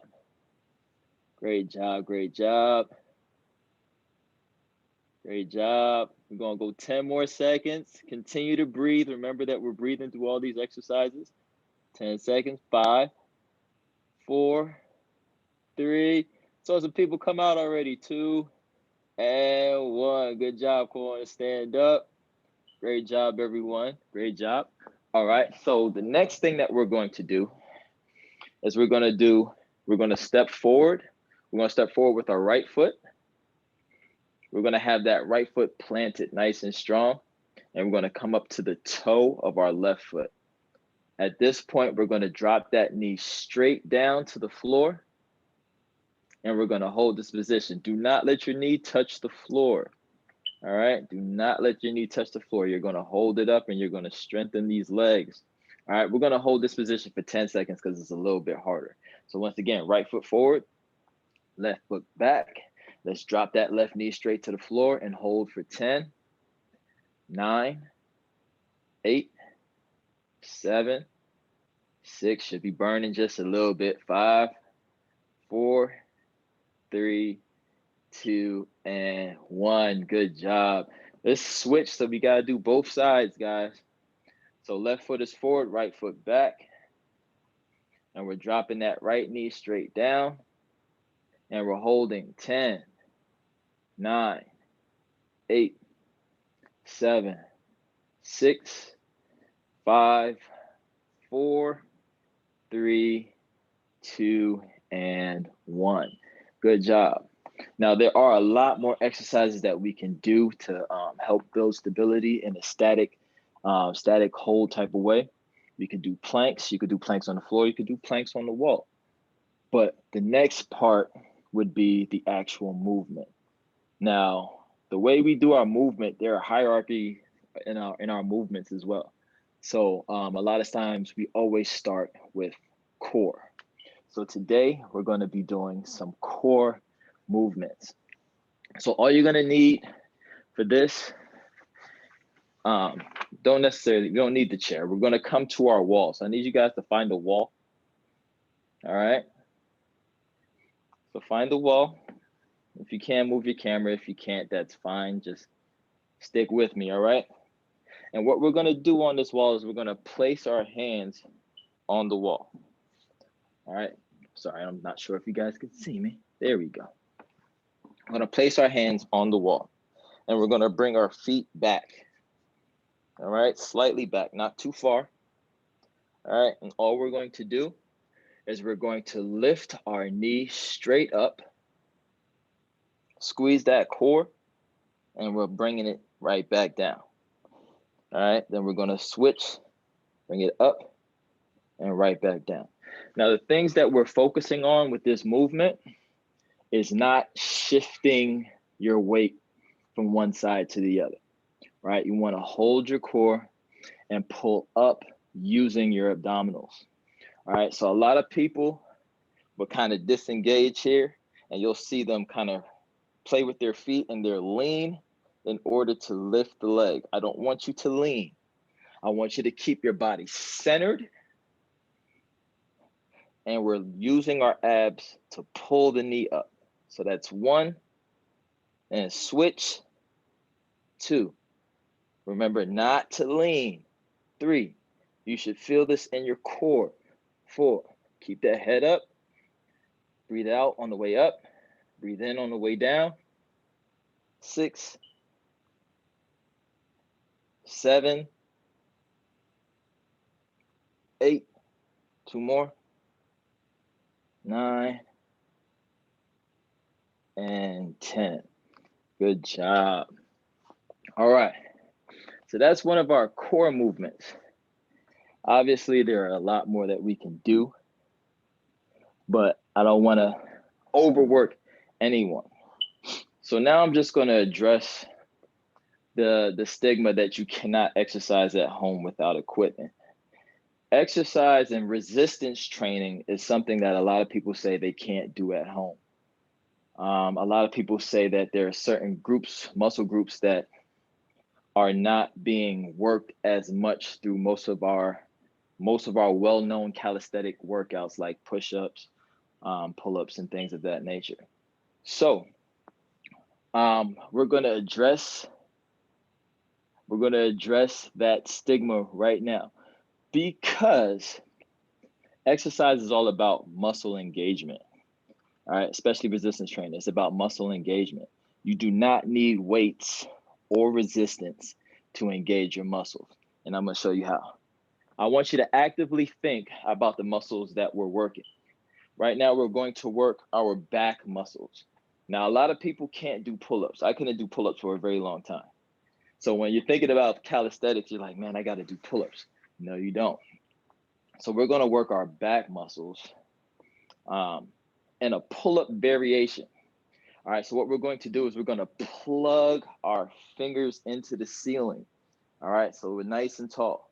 And all we're going to do is we're going to draw our elbows down and back. And as we're doing that, we're going to squeeze those back muscles as we're bringing our elbows down and back. So I want you to squeeze that back as you're bringing the muscles, the elbows down, nice and slow, and then bring it right back up. As you're squeezing your back, squeeze your back, poke your chest out, and come down nice and slow. You now are actively creating tension. So act like something is pulling your elbows down and you're fighting it. And poking that chest out. Good job. Let's go 2 more. Pull those elbows down and back, nice and slow. Fight it, fight it, fight it. Good. 1 more. Pull those elbows down and back. Good job. We could also do it here. So we're extending the arms out. And as you're pulling the elbows backwards, poke that chest out, create tension like you're making a muscle in your back. And come back forward. Pull it back, nice and slow, make that muscle. Good. Let's go 2 more. Pull it back. And we don't have to go this slow. You could go a little bit faster, but squeeze that muscle. And 1 more. Squeeze that muscle. Good job. All right, so now we're going to work our biceps. All right, same thing. We're going to act like we have a really, really heavy bicep curl bar. We're going to poke our chest out. We're going to hinge at the hips just a little bit. And we're going to make a muscle as we're bringing our hands up. Make that muscle, squeeze that muscle, and come back down. Make that muscle, squeeze it, and bring it back down. Let's go 3 more. Make that muscle, and back down. 2 more. Squeeze. Good job. 1 more. Squeeze. Great job. One more exercise, guys. I'm only going to ask for one more and then I'll let you guys go. All right, so the same thing with our squats. We're not just going to work upper body, we're going to work the lower body just a little bit. So what I tell my clients, especially when they're saying, oh, we're not going to use weight for these, I'm pretty strong. I was like, that's awesome. We're going to create tension with your body. So we're going to act like there's a string attached to our posterior. All right. And that string is going into the ground and someone is pulling on that string and you have to fight it. All right. So you're pressing your heels into the ground and that string is going to start pulling. You're going to come down nice and slow, create that tension. Think about the muscle groups that you're working and then press up. 1. All right. It's pulling you down again. Create that tension and push up. 2. Let's go 3 more. Create that tension. And 3. Create that tension. 4. 1 more. Create that tension. And 5. Great job. All right, quick tip. If you were having trouble connecting with your muscles, all right, there's an exercise that you can do that will help. Sometimes I just lie on the floor and I just try to think of muscle groups and I just try to turn them on. But here's a great way that I actually have some of my younger kids activate certain muscle groups, or to get the concept of activating certain muscle groups. So what you're going to do is,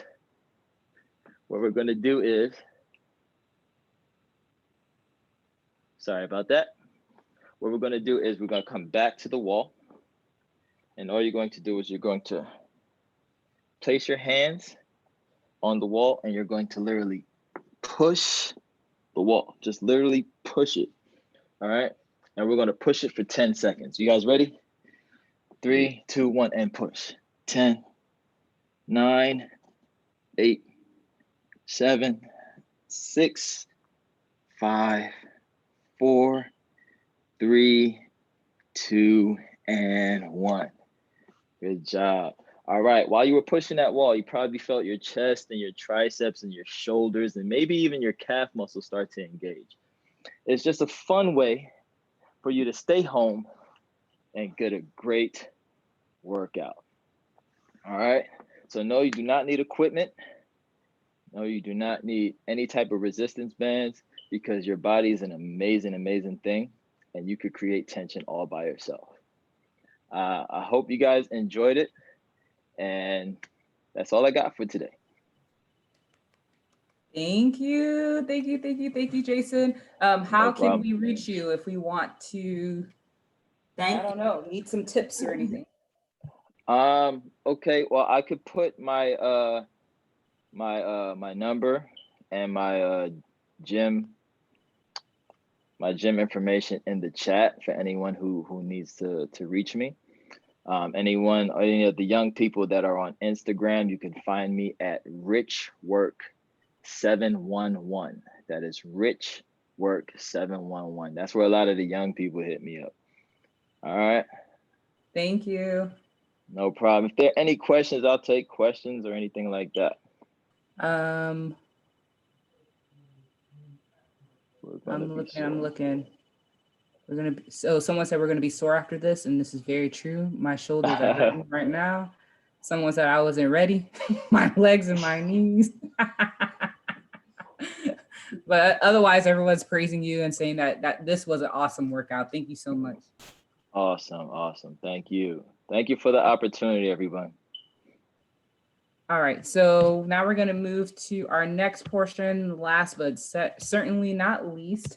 Olivia, soon-to-be Dr. Olivia Thomas. I've known almost all the presenters for about 10 years. She is getting her doctorate in marriage and family therapy. She's a candidate and completing school now. She is passionate about helping African-American youth in low-income communities to see and meet their potential of becoming law-abiding community members who will encourage and empower their family members and their peers to give back to their communities by participating in outreach and using their career as a way of making their surroundings more profitable and beneficial for all residents.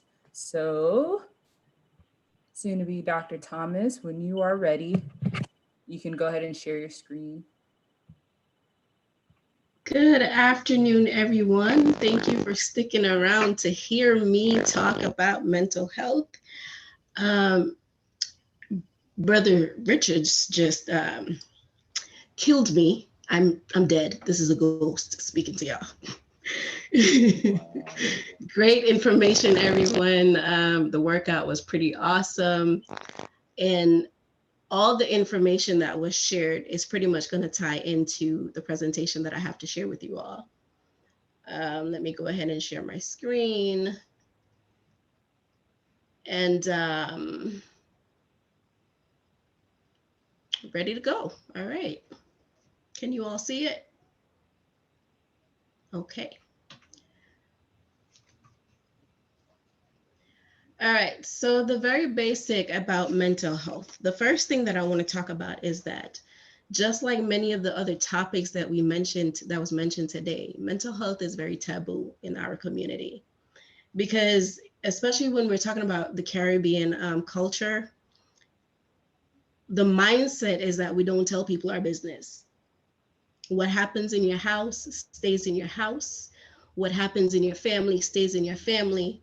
And if you are in need of help, a lot of times it's overlooked because, you know, if the kids are acting up, the kids are just bad. They're just labeled as bad. If your family member is doing things that are outside of the norm, it's just that they're crazy.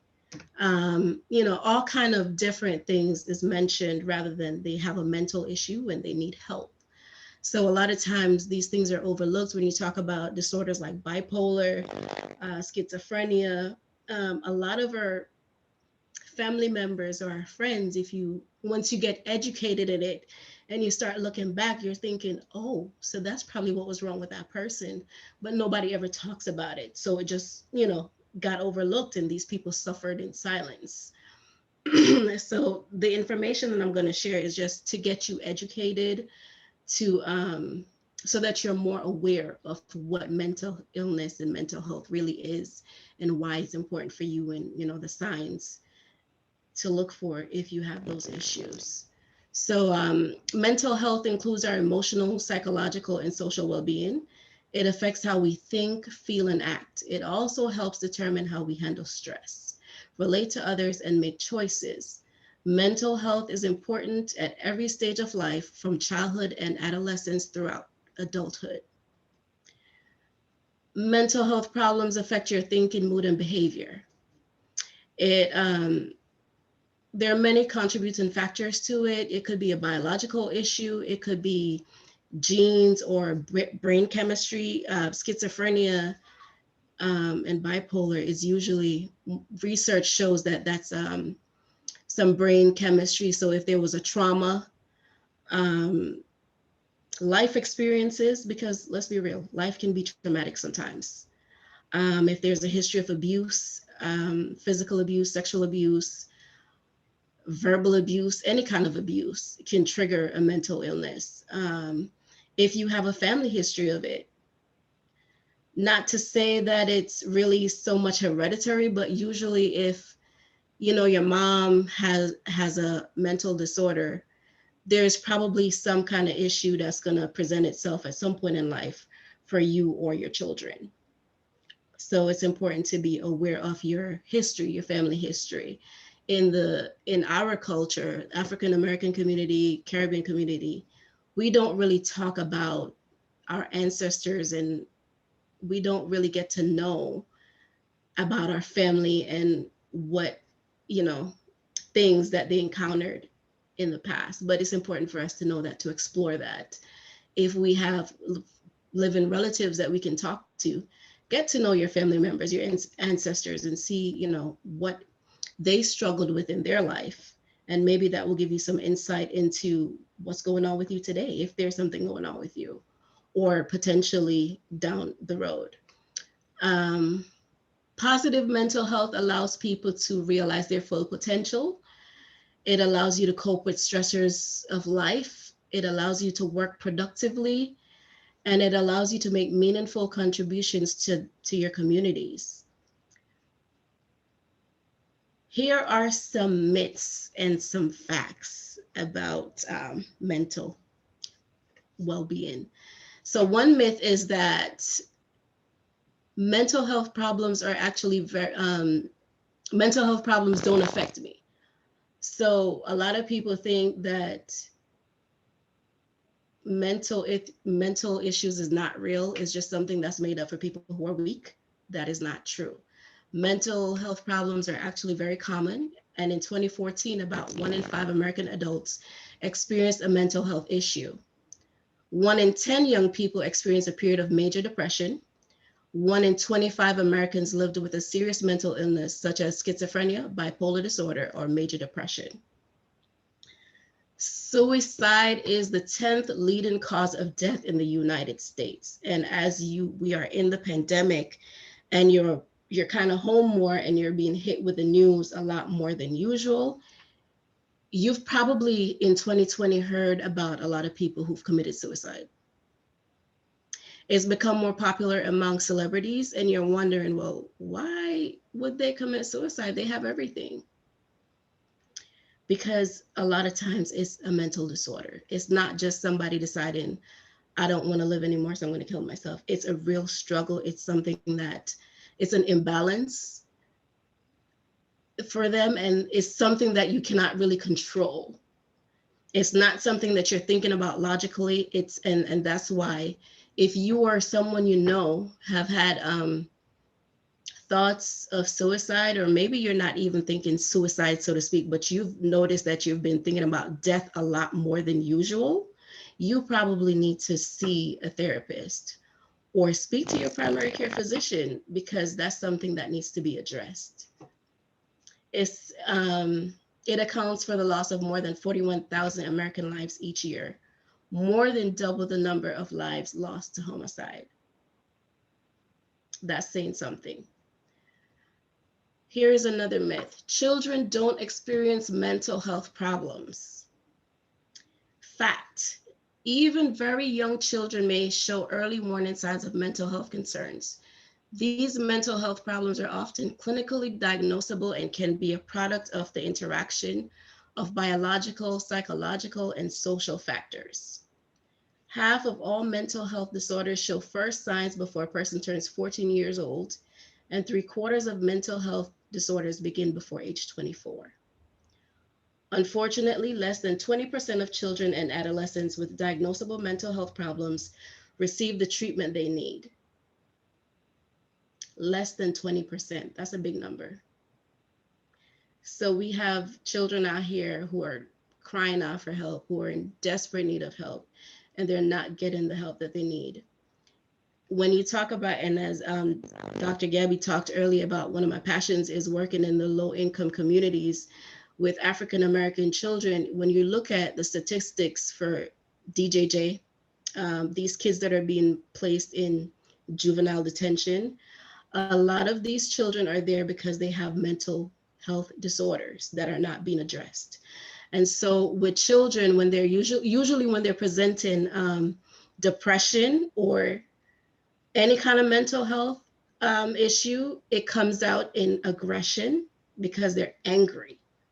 They don't really know how to express how they're feeling, so it comes out in anger. And so they start making irresponsible decisions. They start doing things to seek out attention, because with children, we found that attention is attention, whether it's bad attention or negative attention or positive attention, it's just attention. And if they're craving attention, and you're going to give it to them because they're being bad, then they're going to be bad.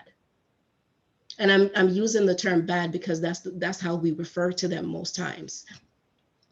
So they will do whatever they need to do in order to get that attention. And low income communities, a lot of the parents are not educated enough to know when the children are in need of help. And some of our African American families, they're having babies are having babies. And so if you weren't taught certain things, you don't know how to deal with certain things. You can't teach your children because you don't know. we can only respond to things based on the knowledge that we have. And so this is why this is important. And I'm just excited that Gabby is doing this series today, because information is power. The more you know, the more you can help yourself and your community. And I'm a big advocate in helping our communities. Once you get the information, don't just keep it to yourself, but share it with others so that overall we can all do better. The other myth says there is no hope for people with mental health problems. Once a friend or family member develops mental health problems, he or she will never recover. That's not true. Studies show that people with mental health problems get better and many recover completely. Recovery refers to the process in which people are able to live, work, learn, and participate fully in their communities. There are more treatments, services, and community support systems than ever before, and they work. The biggest thing is reaching out for help and allowing the professional to help. The other myth says personality weakness or character flaws cause mental health problems. People with mental health problems can snap out of it if they try hard enough. And I don't know if any of you have had a mental health problem, but I have. And it's not something that you can snap out of. Depression is not something that you can just wake up one day and say, hey, don't be depressed anymore. Life is great. Because unfortunately, the brain doesn't work like that. And so if this is a problem that somebody has, they're gonna need to take the proper steps to address it. The fact is mental health problems have nothing to do with being lazy or weak, and many people need help to get better. Many factors contribute to mental health problems, including biological factors such as genes, physical illness, injury, or brain chemistry. We talked about this earlier. Life experiences such as trauma or a history of abuse, a family history of mental health problems. So the 5 most common mental disorders, and I'm just going to do them in categories because each category has a list of different disorders. Anxiety disorders, which is probably pretty common now because of the pandemic. Mood disorders, also going to be on the rise. Psychotic disorders, dementia, and eating disorders. Fact, a lot of people do not know that dementia is a mental disorder. So when you're talking about anxiety disorders, excuse me, people with anxiety disorders respond to certain objects or situations with fear and dread. They have physical reaction to those objects, such as a rapid heartbeat and sweating. So if you're not familiar with what anxiety looks like outside of because you have anxiety that kind of helps you to propel and do good.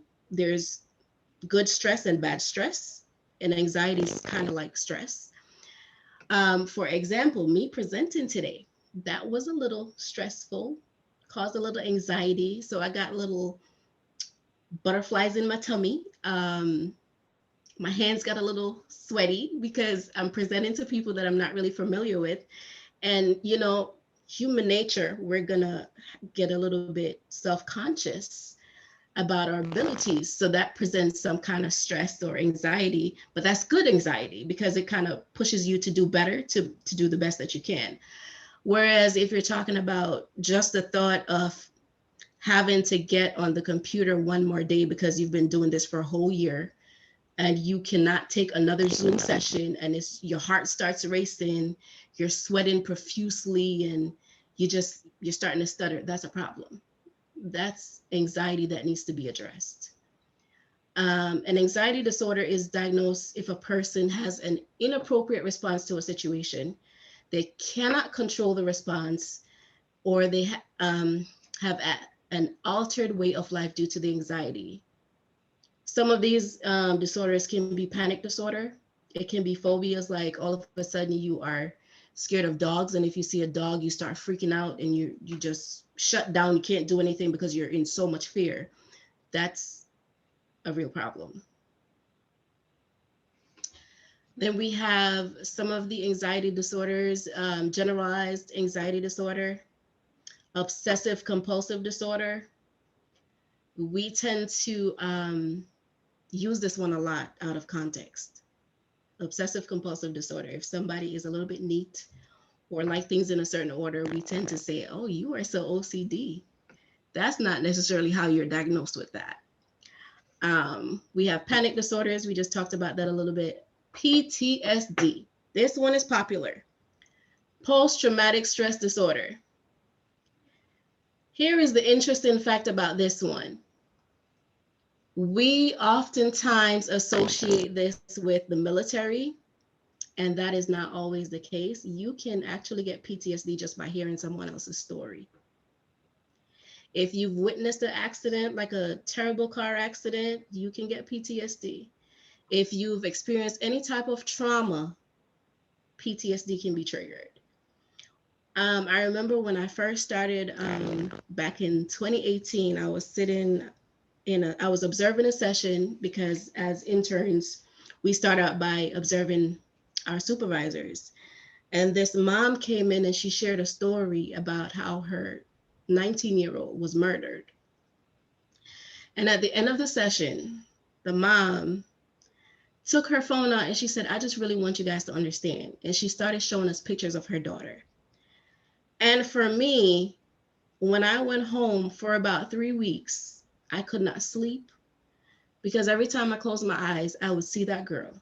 And the mom was very detailed in describing how the body was found, the details of the murder. And she also shared with us where we can find the story. And so I experienced PTSD from that because it was not that it wasn't expected, the type of stories I would hear, but the fact that she humanized it for me. So it wasn't just a client sitting in front of me sharing her story.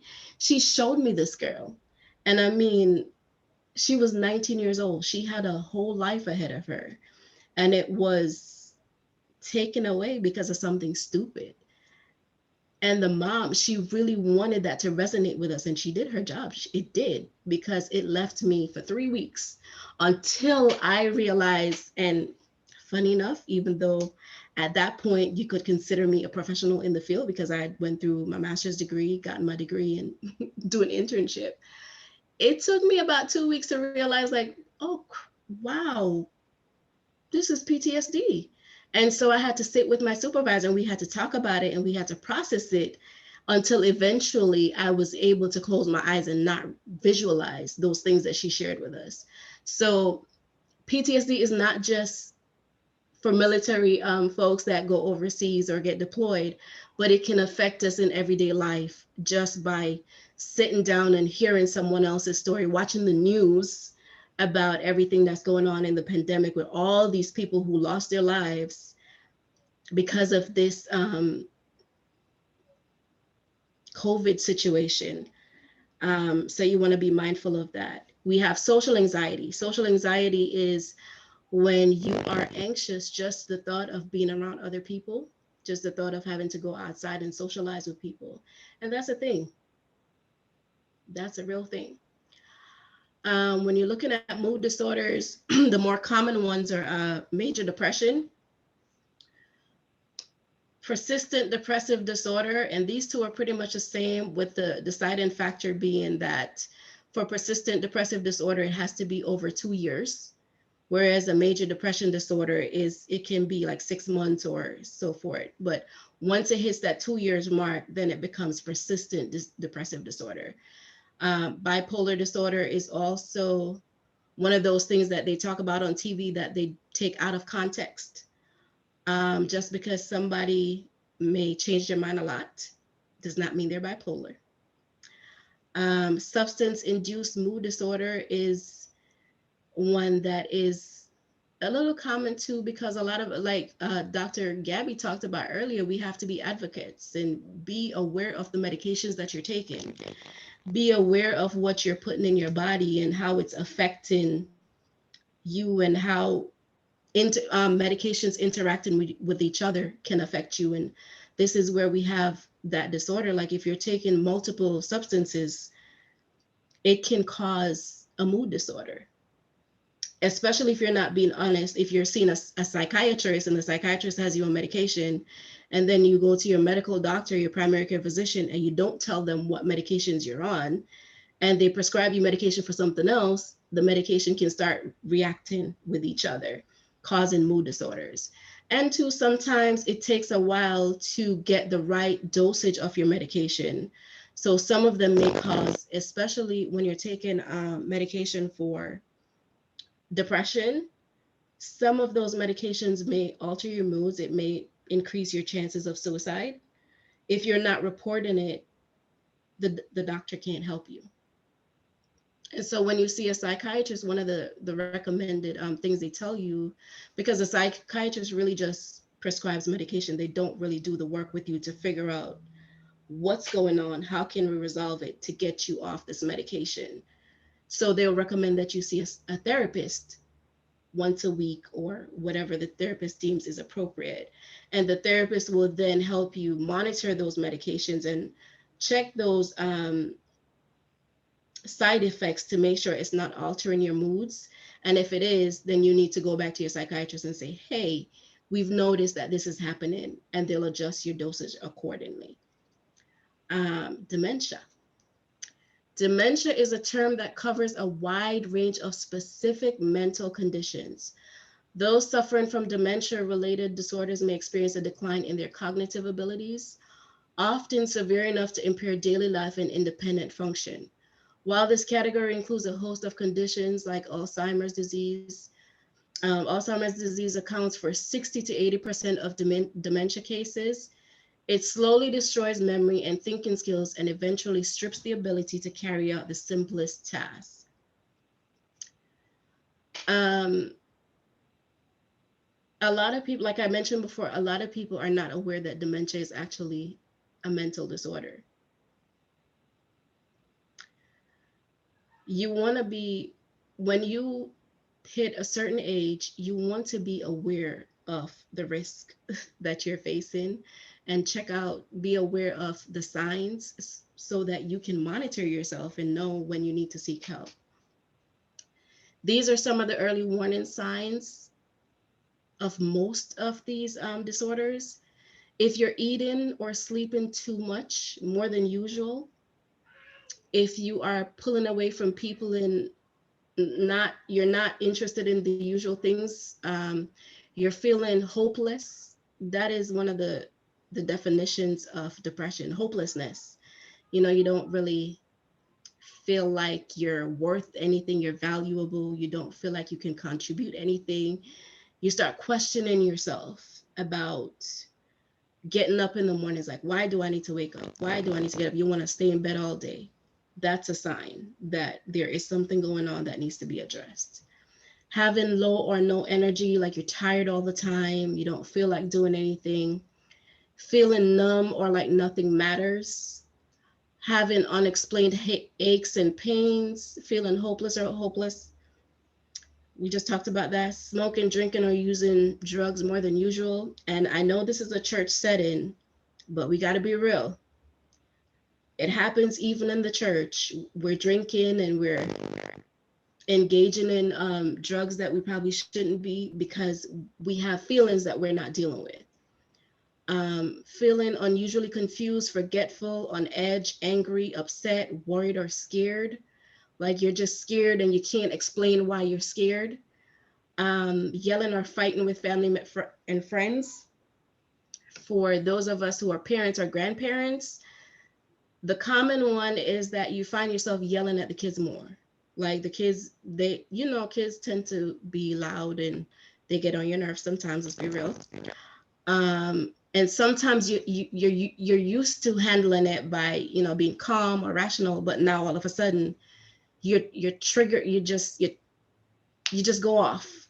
They do the simplest thing and you find yourself yelling. That's a sign that there is a mental disorder on the rise. Experiencing severe mood swings that cause problems in relationships, whether that's a romantic relationship, family relationship, having persistent thoughts and memories you can't get out of your head. I gave you an example of that earlier with the PTSD, where every time I close my eyes, I would be seeing visuals of this young lady. Hearing voices or believing things that are not true. This is a sign of psychosis. Um, I'm sorry. You want to definitely get help. Thinking of harming yourself or others, suicidal thoughts, homicidal thoughts, inability to perform daily tasks like taking care of your house chores or getting to work. Like if washing the dishes has become one of the hardest things for you to do, or cleaning your house, making your bed, when usually, let's be clear, when usually this is something that's not an issue for you, then that's one of the signs that something is a brew. Like I mentioned before, recovery is possible.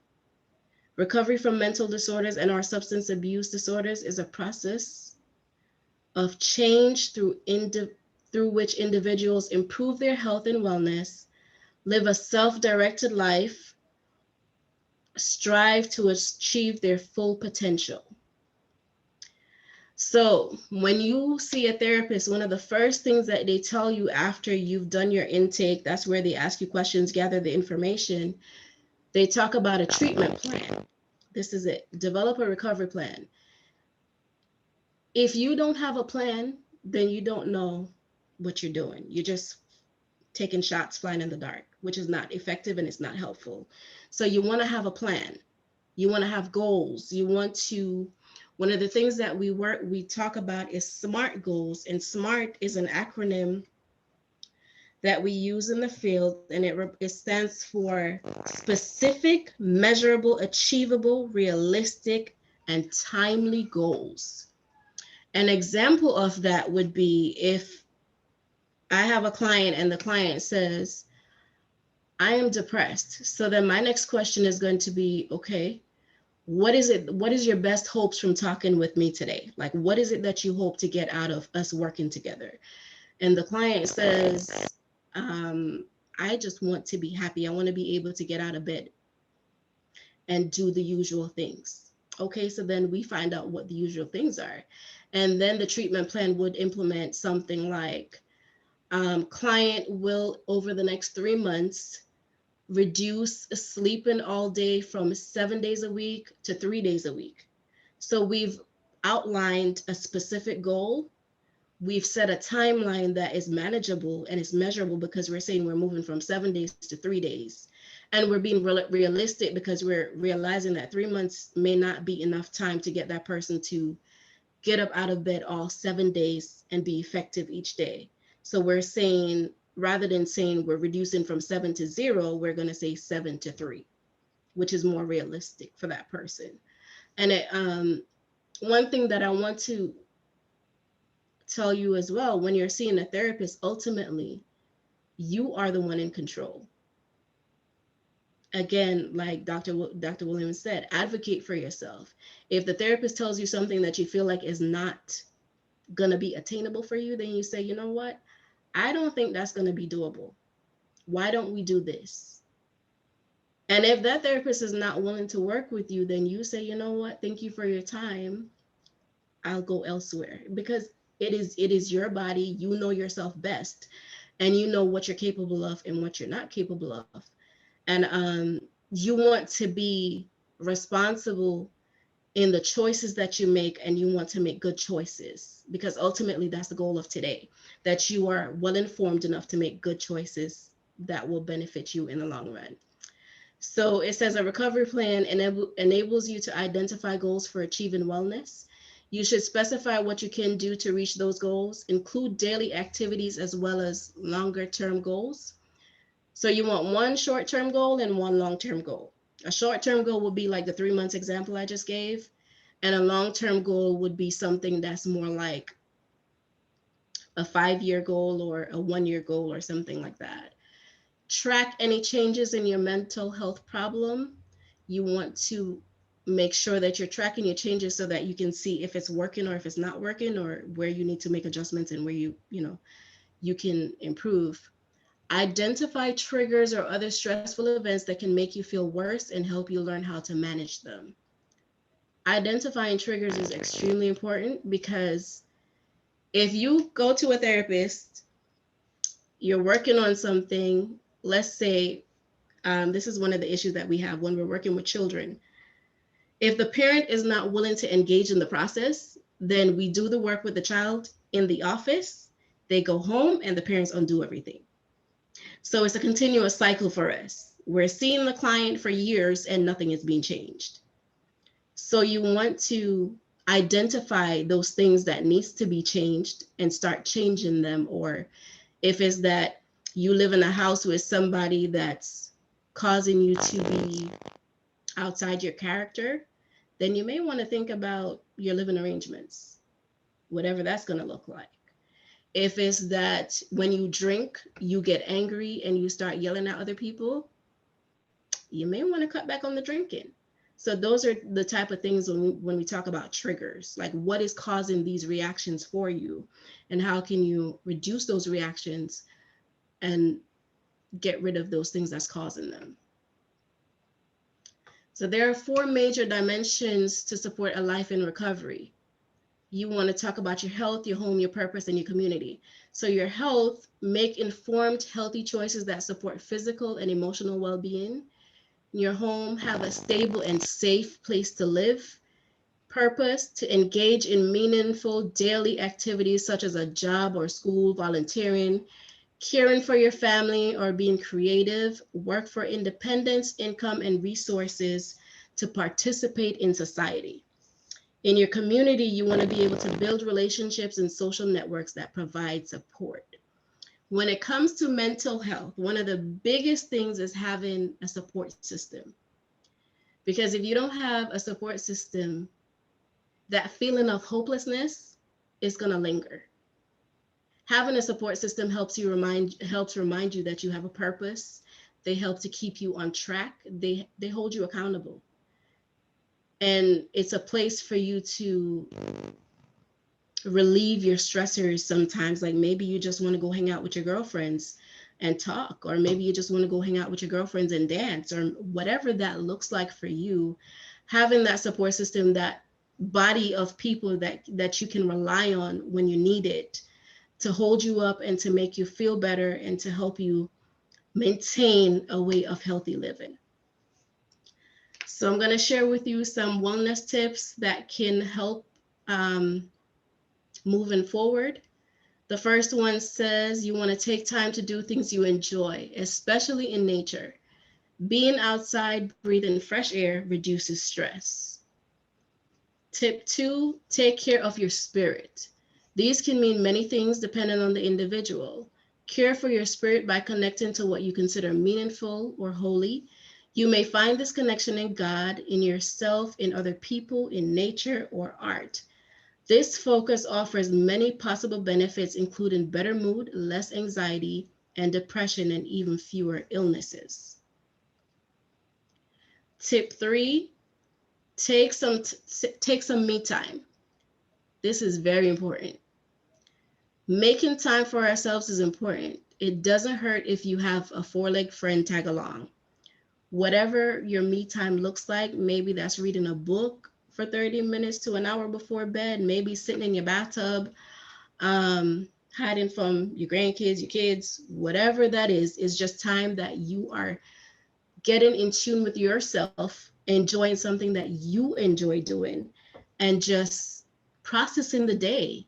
And Pastor shared earlier the app that his friend created. That is an excellent tool. It allows you to meditate on the scriptures, like he said, it allows you to be more mindful of what you are doing or what you're reading or what you are focusing on for that day, rather than just opening the Bible and just reading. And then at the end of it, you really don't know what you read. You're not able to do anything with it. But being able to take the time to meditate on the words in the scriptures and just allowing yourself to sit in that and to be refreshed by God's words. Tip number 4 says physical activity. And Jason just knocked that out of the park. It's important. 30 minutes of exercise. This is one of the things that we recommend for all our clients. You want to be active. You want to be involved in your physical health, and 30 minutes of exercise actually helps you mentally to feel better as well. It helps your mental well-being. So exercise is an effective way to improve your mental health. Regular exercise can have a profound impact on depression, anxiety, ADHD, and other mental health disorders. It also relieves stress, improves memory, helps you sleep better, and boosts overall mood. And wellness tip number 5 says connect with others and create joy. Having connections with others is a crucial element in protecting our mental health. Someone to share with, someone to laugh with can keep us grounded and can help us gain perspective. The other day I went to the store and I saw this reading, and I thought it was so appropriate because these are some scriptures that kind of remind us when we're going through. It pulls out those important scriptures to help us stay grounded. And not to say that mental health can, like we said, it's not something that you can just snap out of. You're going to have to actually go through the process, do the work. Therapy is hard work because it requires you to be vulnerable. It requires you to share things that you're not comfortable sharing. It requires you to think about things that you probably haven't thought about because you've been avoiding.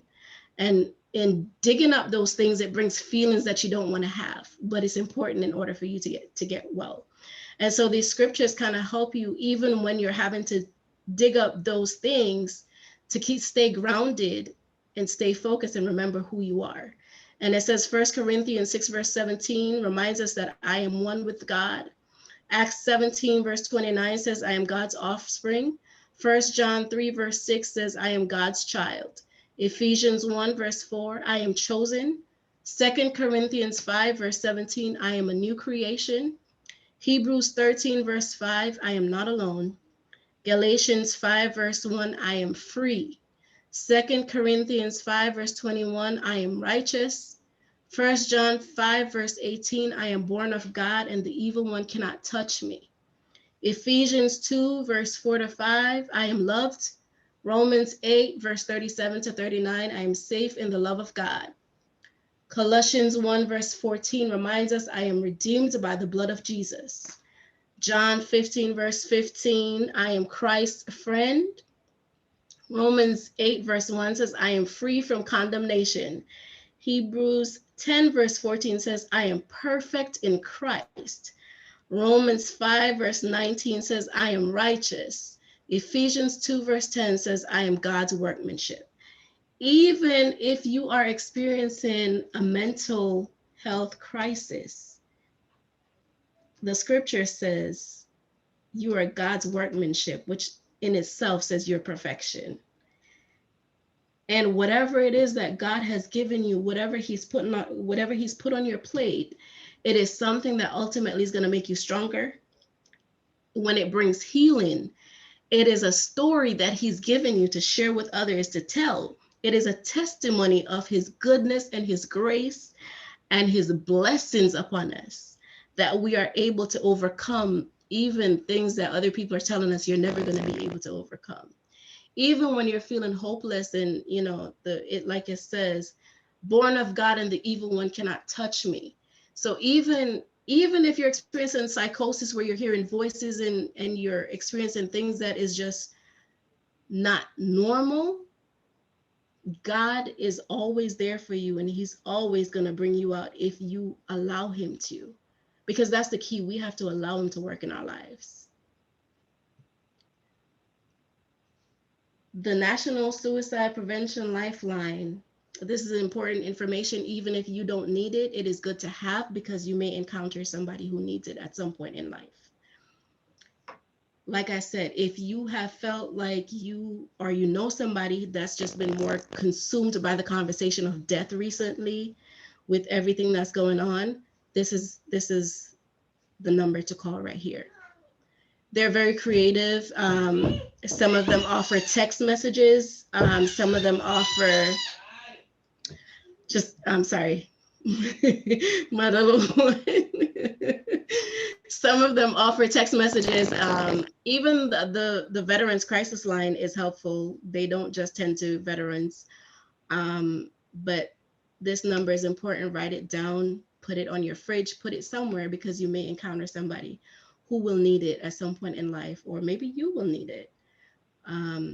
If you should, all the information that I shared is available on Davis Behavioral Health, mental health, the mental NAMI website, or the U.S. Department of Health and Human Services. If you are in need of a therapist, or you want to recommend a therapist to someone, Psychology Today is a very good website to go to. You can browse for clinicians based on your location, the type of modality that you would like. So there is like cognitive behavioral therapy, CBT, dialectal behavioral therapy, DBT, solution focused brief therapy. Whatever your preference is, you can find it on Psychology Today. Thank you all for sticking around to listen to me talk. It was great. Thank you for inviting me